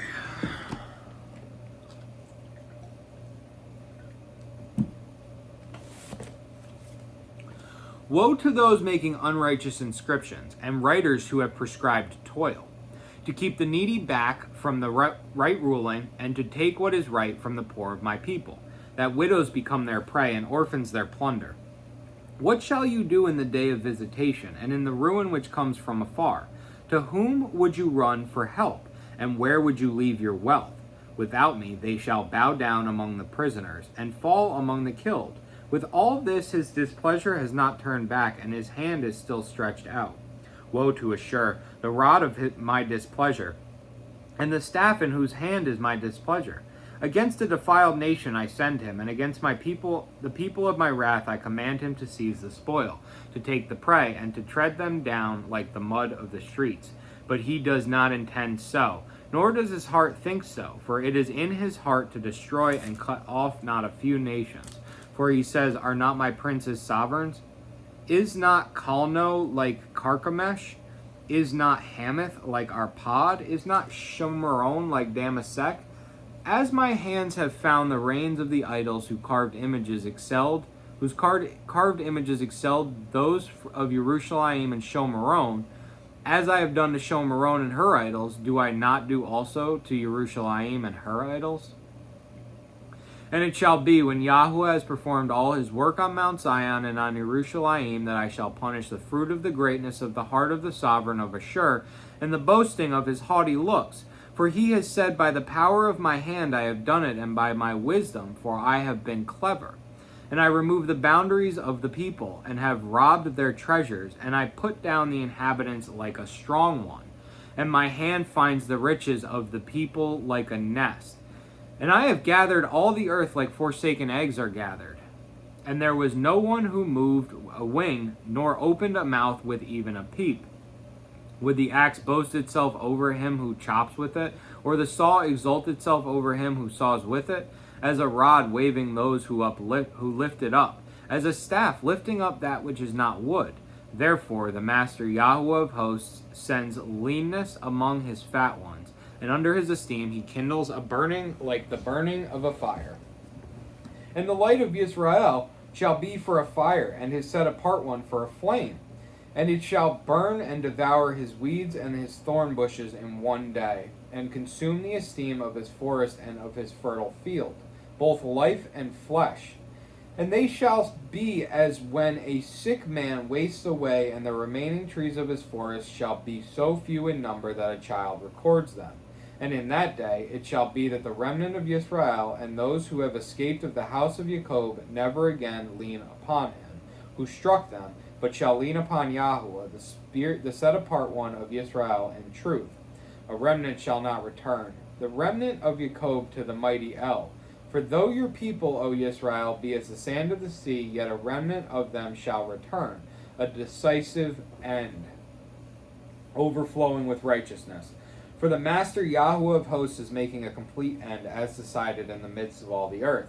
Therefore, thus said the Master Yahuwah of hosts, my people who dwell in Zion, be not afraid of Ashur, who struck you with a rod and lifts up his staff against you in the way of Mitzrayim. For yet a little while, and the displeasure shall be completed, and my displeasure be to their destruction. And a Yahuwah of hosts stirs up a lash for him, as a smiting of Midian, as at the rock of Oreb, And as his rod was on the sea, so shall he lift it up in the way of Mitzrayim. And in that day it shall be that his burden is removed from your shoulder, and his yoke from your neck. And the yoke shall be destroyed because of the anointing oil. As he has come upon Ayath, he has passed Migron. At Michmash he stored his supplies. They have gone through the pass, they have taken up lodging at Geba. Ramah is afraid, Geba of Shaul has fled. Lift up your voice, O daughter of Galim. Listen, Laisha, O Port Anathoth. Madmena has fled, the inhabitants of Gebim sought refuge. Yet he remains at Nob that day. He shakes his fist at the mountains of the daughters of Zion, the hills of Yerushalayim. Look, the Master Yahweh of hosts is lopping off a branch with an awesome crash. And the tall ones are cut down, and the lofty ones are laid low. And he shall cut down the thickets of the forest with iron, and Lebanon shall fall as a mighty one. I was in the grocery store, and I started witnessing to a woman who was buying eggs next to me. And she was buying chicken next to me, and then she was buying eggs, and I said, I guess the chicken came before the eggs. And she's like, yeah, and all these are broken. I guess it's the right thing to do to give them back, to bring them to the service department. I was like, yeah, probably. I was like, do you read the Bible? She's like, no, why? I'm like, this is, just anytime anybody mentions the right thing to do, I equate it to Jesus. And she's like, oh, I wonder if there's any verses in the Bible about eggs. And I gave her Job 29, Job 39, where the ostrich, where Yahweh talks about the ostrich seeming to abandon her eggs. And now I know another one. And my hand finds the riches of the people like a nest, and I've gathered all the earth like forsaken eggs are gathered. And there was no one who moved a wing, nor opened a mouth with even a peep.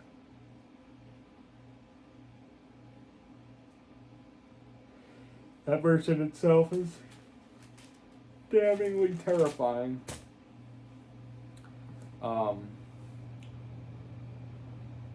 Isaiah 1:9 is coming up. We're going to read it while we're here. While the Spirit tells us to. Unless Yahweh of hosts had left to us a small remnant, we would have become like Sodom. We would have been made like Gomorrah. Hear the word of Yahweh, you rulers of Sodom. Give ear to the Torah of our Elohim, you people of Gomorrah. Of what use to me are your many slaughterings, declares Yahweh. I have had enough of ascending offerings of ram and the fat and fed beasts.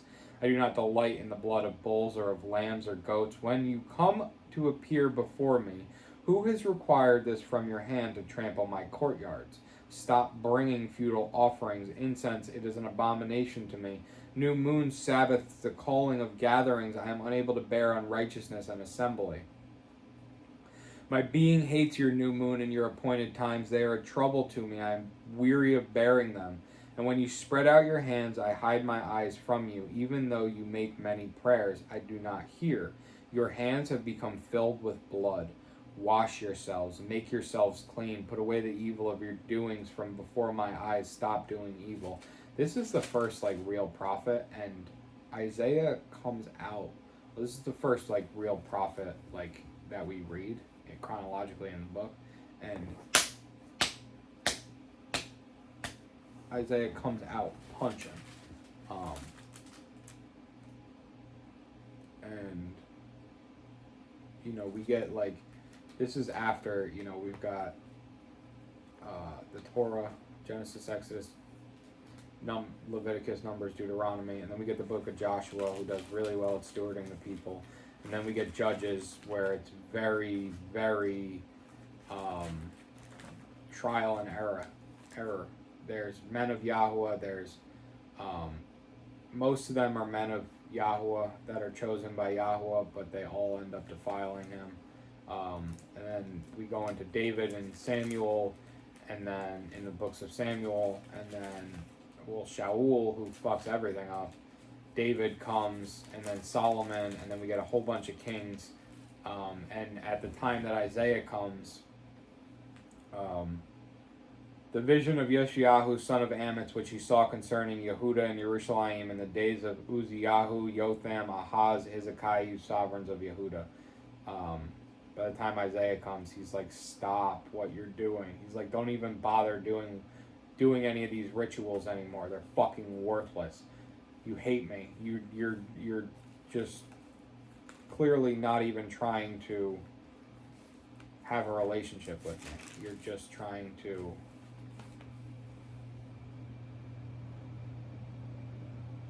go through the motions.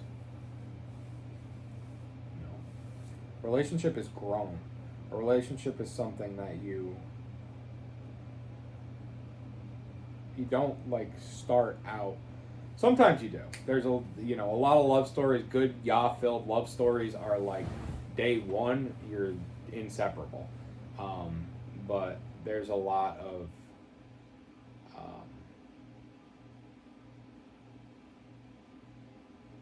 growth in relationships. And your relationship with God is no different. Okay, so though the number of the children of Israel be as the sand of the sea, the remnant shall be saved. That's in Isaiah 10. Okay, that was Hosea 10. I misread the thing. For he is bringing back a matter to an end and is cutting it short in righteousness, because Yahweh shall cut short a matter on the earth. And as Yeshayahu before. So I want to, I talked yesterday about how this is an advanced Bible study. The presumption is that you're already here believing in Yeshua. If you're not already here believing in Yeshua, that's okay. I'm breaking down the Bible so that anything that you might conflict with in your findings in earth, feel free to reach out to me, dylanbibles@gmail.com. We can talk. We can have a back and forth. But this operates under the presumption that you understand fully that Yeshua is HaMashiach. And we're going to, as we go through the books of the prophets, we're going to dive into the likeness of him acting in a certain way and manifesting in a certain way that the prophets prophesied, and look at the parallels. But right now, I'm not trying to prove that Messiah is Messiah, that Yeshua is Messiah. I'm just showing you who already believe that Yeshua is Messiah how to have a better walk with El. Man, that signal chat's back. If you remember it from last week. Just out of nowhere. Bang. All right, let's finish this up. And as Yeshayahu said before, if Yahweh of hosts had not left us a seed, we would have become like Sodom, and we would have been made like Amorah. Which also is Deuteronomy 29, 23. And there's 3 other reference points here. 2 in Jeremiah and 1 in Amos.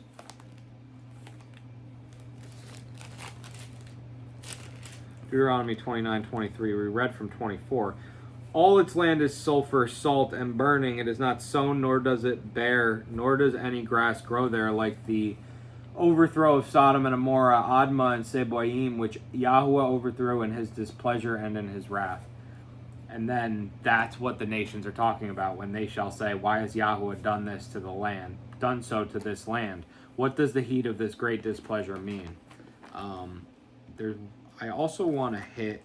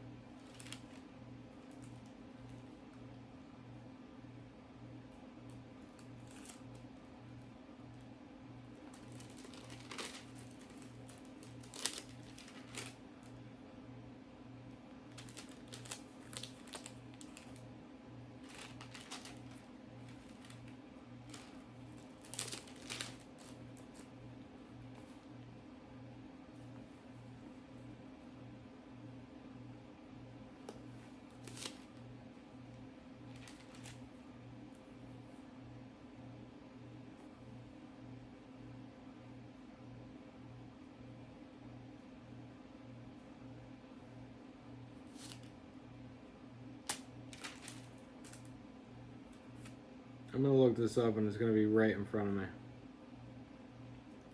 It's going to be right in front of me.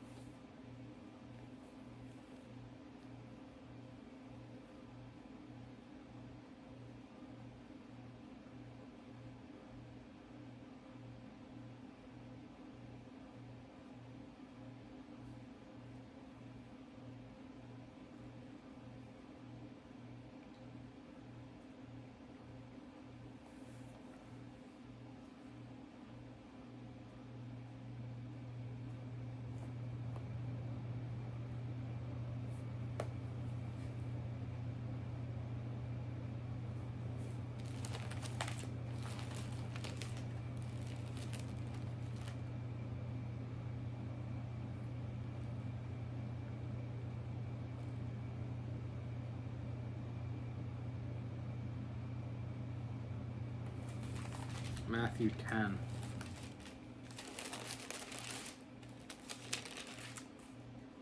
Verse 15. Truly I say to you, it shall be more bearable. Okay, let's start at 14. And whoever does not receive you, nor hear your words, when you leave that house or city, shake off the dust from your feet. Truly I say to you, it shall be more bearable for the land of Sodom and Gomorrah in the day of judgment than for that city. See, I send you out as sheep in the midst of wolves. Therefore, be wise as serpents and innocent as doves.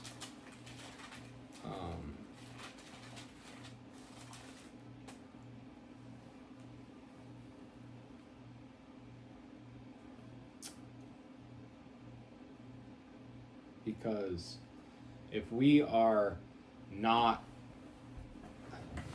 going to receive the word, then you might as well just get blown to bits by Yahweh.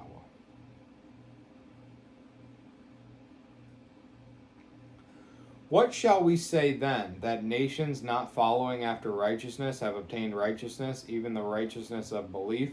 But Yisrael, following after the Torah of righteousness, has not arrived at the Torah of righteousness. Why? Because it was not of belief, but as by works of the Torah. For they stumbled at the stone of stumbling.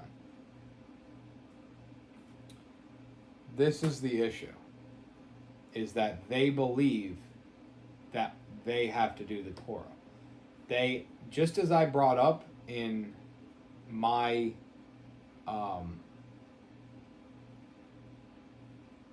my belief in following the commands in what I was doing and not living the entirety of the commands in my life.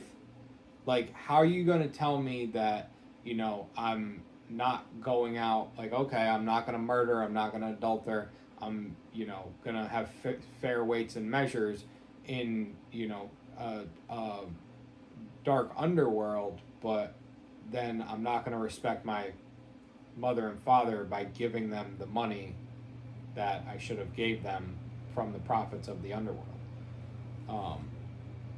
So that is the difference. I was doing the exact same thing that the Yehudim in Israel were doing here. I was going out and, you know, physically acting these things out and not arguing with my parents, but I didn't truly respect and honor them and giving them what I had as the authority figures over me and those who raised me up physically.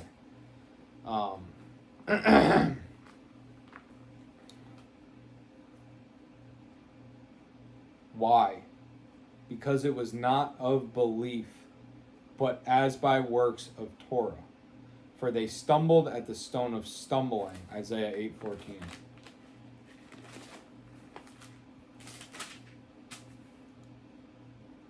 And he shall be for a set apart place, but a stone of stumbling and a rock that makes for falling to both the houses of Israel as a trap and a snare to the inhabitants of Jerusalem. Okay, let's go up to 13.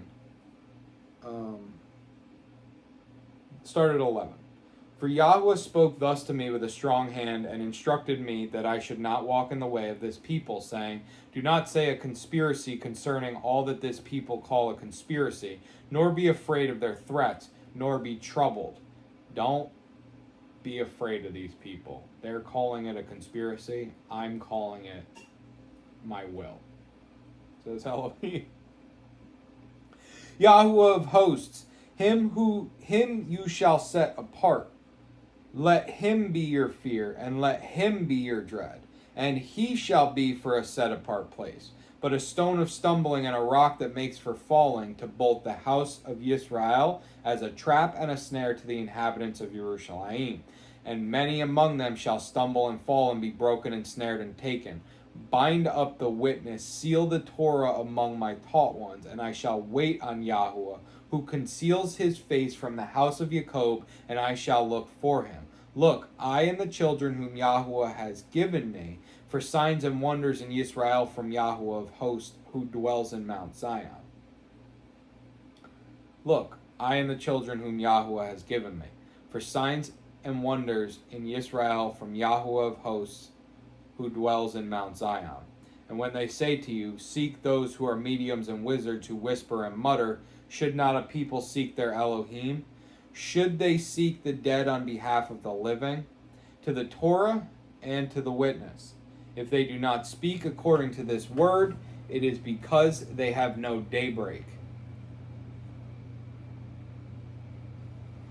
And they shall pass through it hard pressed and hungry. And it shall be, when they are hungry, that they shall be wroth and curse their sovereign and their Elohim, looking upward.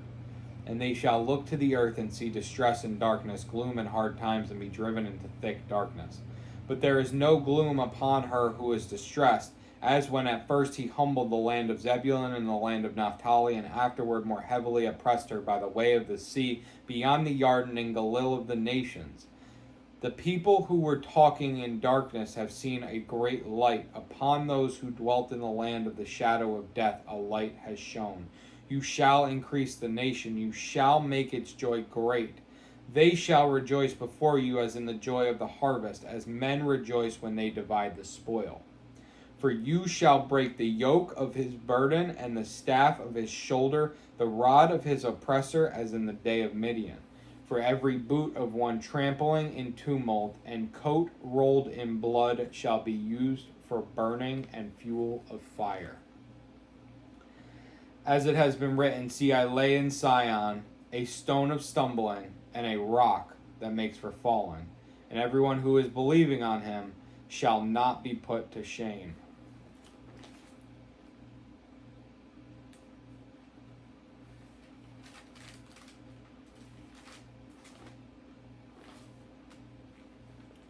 Isaiah 28:16. Therefore, thus said the Master Yahuwah, see, I am laying in Zion a stone for a foundation, a tried stone, a precious cornerstone, a settled foundation. He who trusts it shall not hasten away.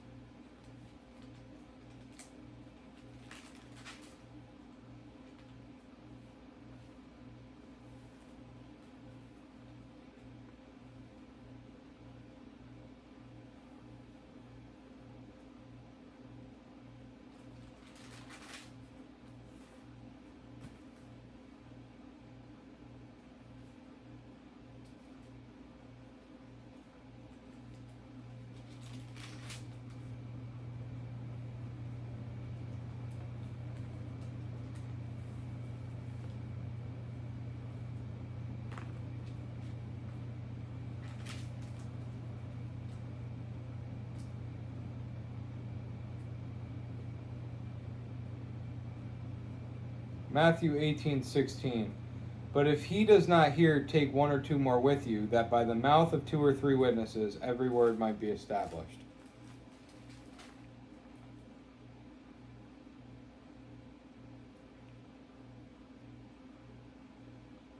For I myself could have wished to be banished from Messiah for the sake of my brothers, my relatives according to the flesh, who are the children of Israel, to whom is the adoption, and the esteem, and the covenants, and the giving of the Torah, and the worship, and the promises, whose are the fathers, and from whom is the Messiah according to the flesh, who is over all, blessed Elohim, blessed forever. Amen. However, it is not as though the word of Elohim has failed, for they are not all Yisrael who are of Yisrael, neither are they all children, because they are the seed of Abraham, but in YHWH your seed shall be called. That is, those who are children of the flesh, these are not the children of Elohim, but the children of the promise are reckoned as the seed. For this is the word of promise. At this time I shall come, and Sarah shall have a son. And not only so, but Rivka having conceived by one our father YHWH, yet before they were born, or had done any good or evil, in order that the purpose of Elohim according to choice might stand, not of works, but of him who calls, it was said, the greater shall serve the lesser. As it has been written, Jacob I have loved, but Esau I have hated. What then shall we say? Is there unrighteousness with Elohim? Let it not be.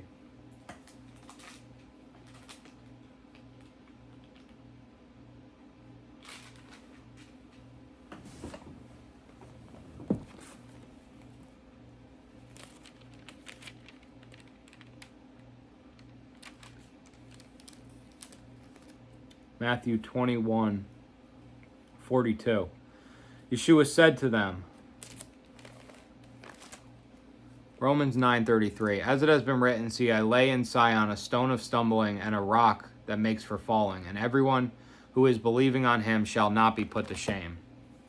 Yeshua said to them, did you never read in the scriptures, the stone which the builders rejected has become the chief cornerstone. This was from Yahweh, and it is marvelous in our eyes. Marvel. Marvel at the work that the potter has created. Marvel at the work that Elohim has done. Praise Yahweh.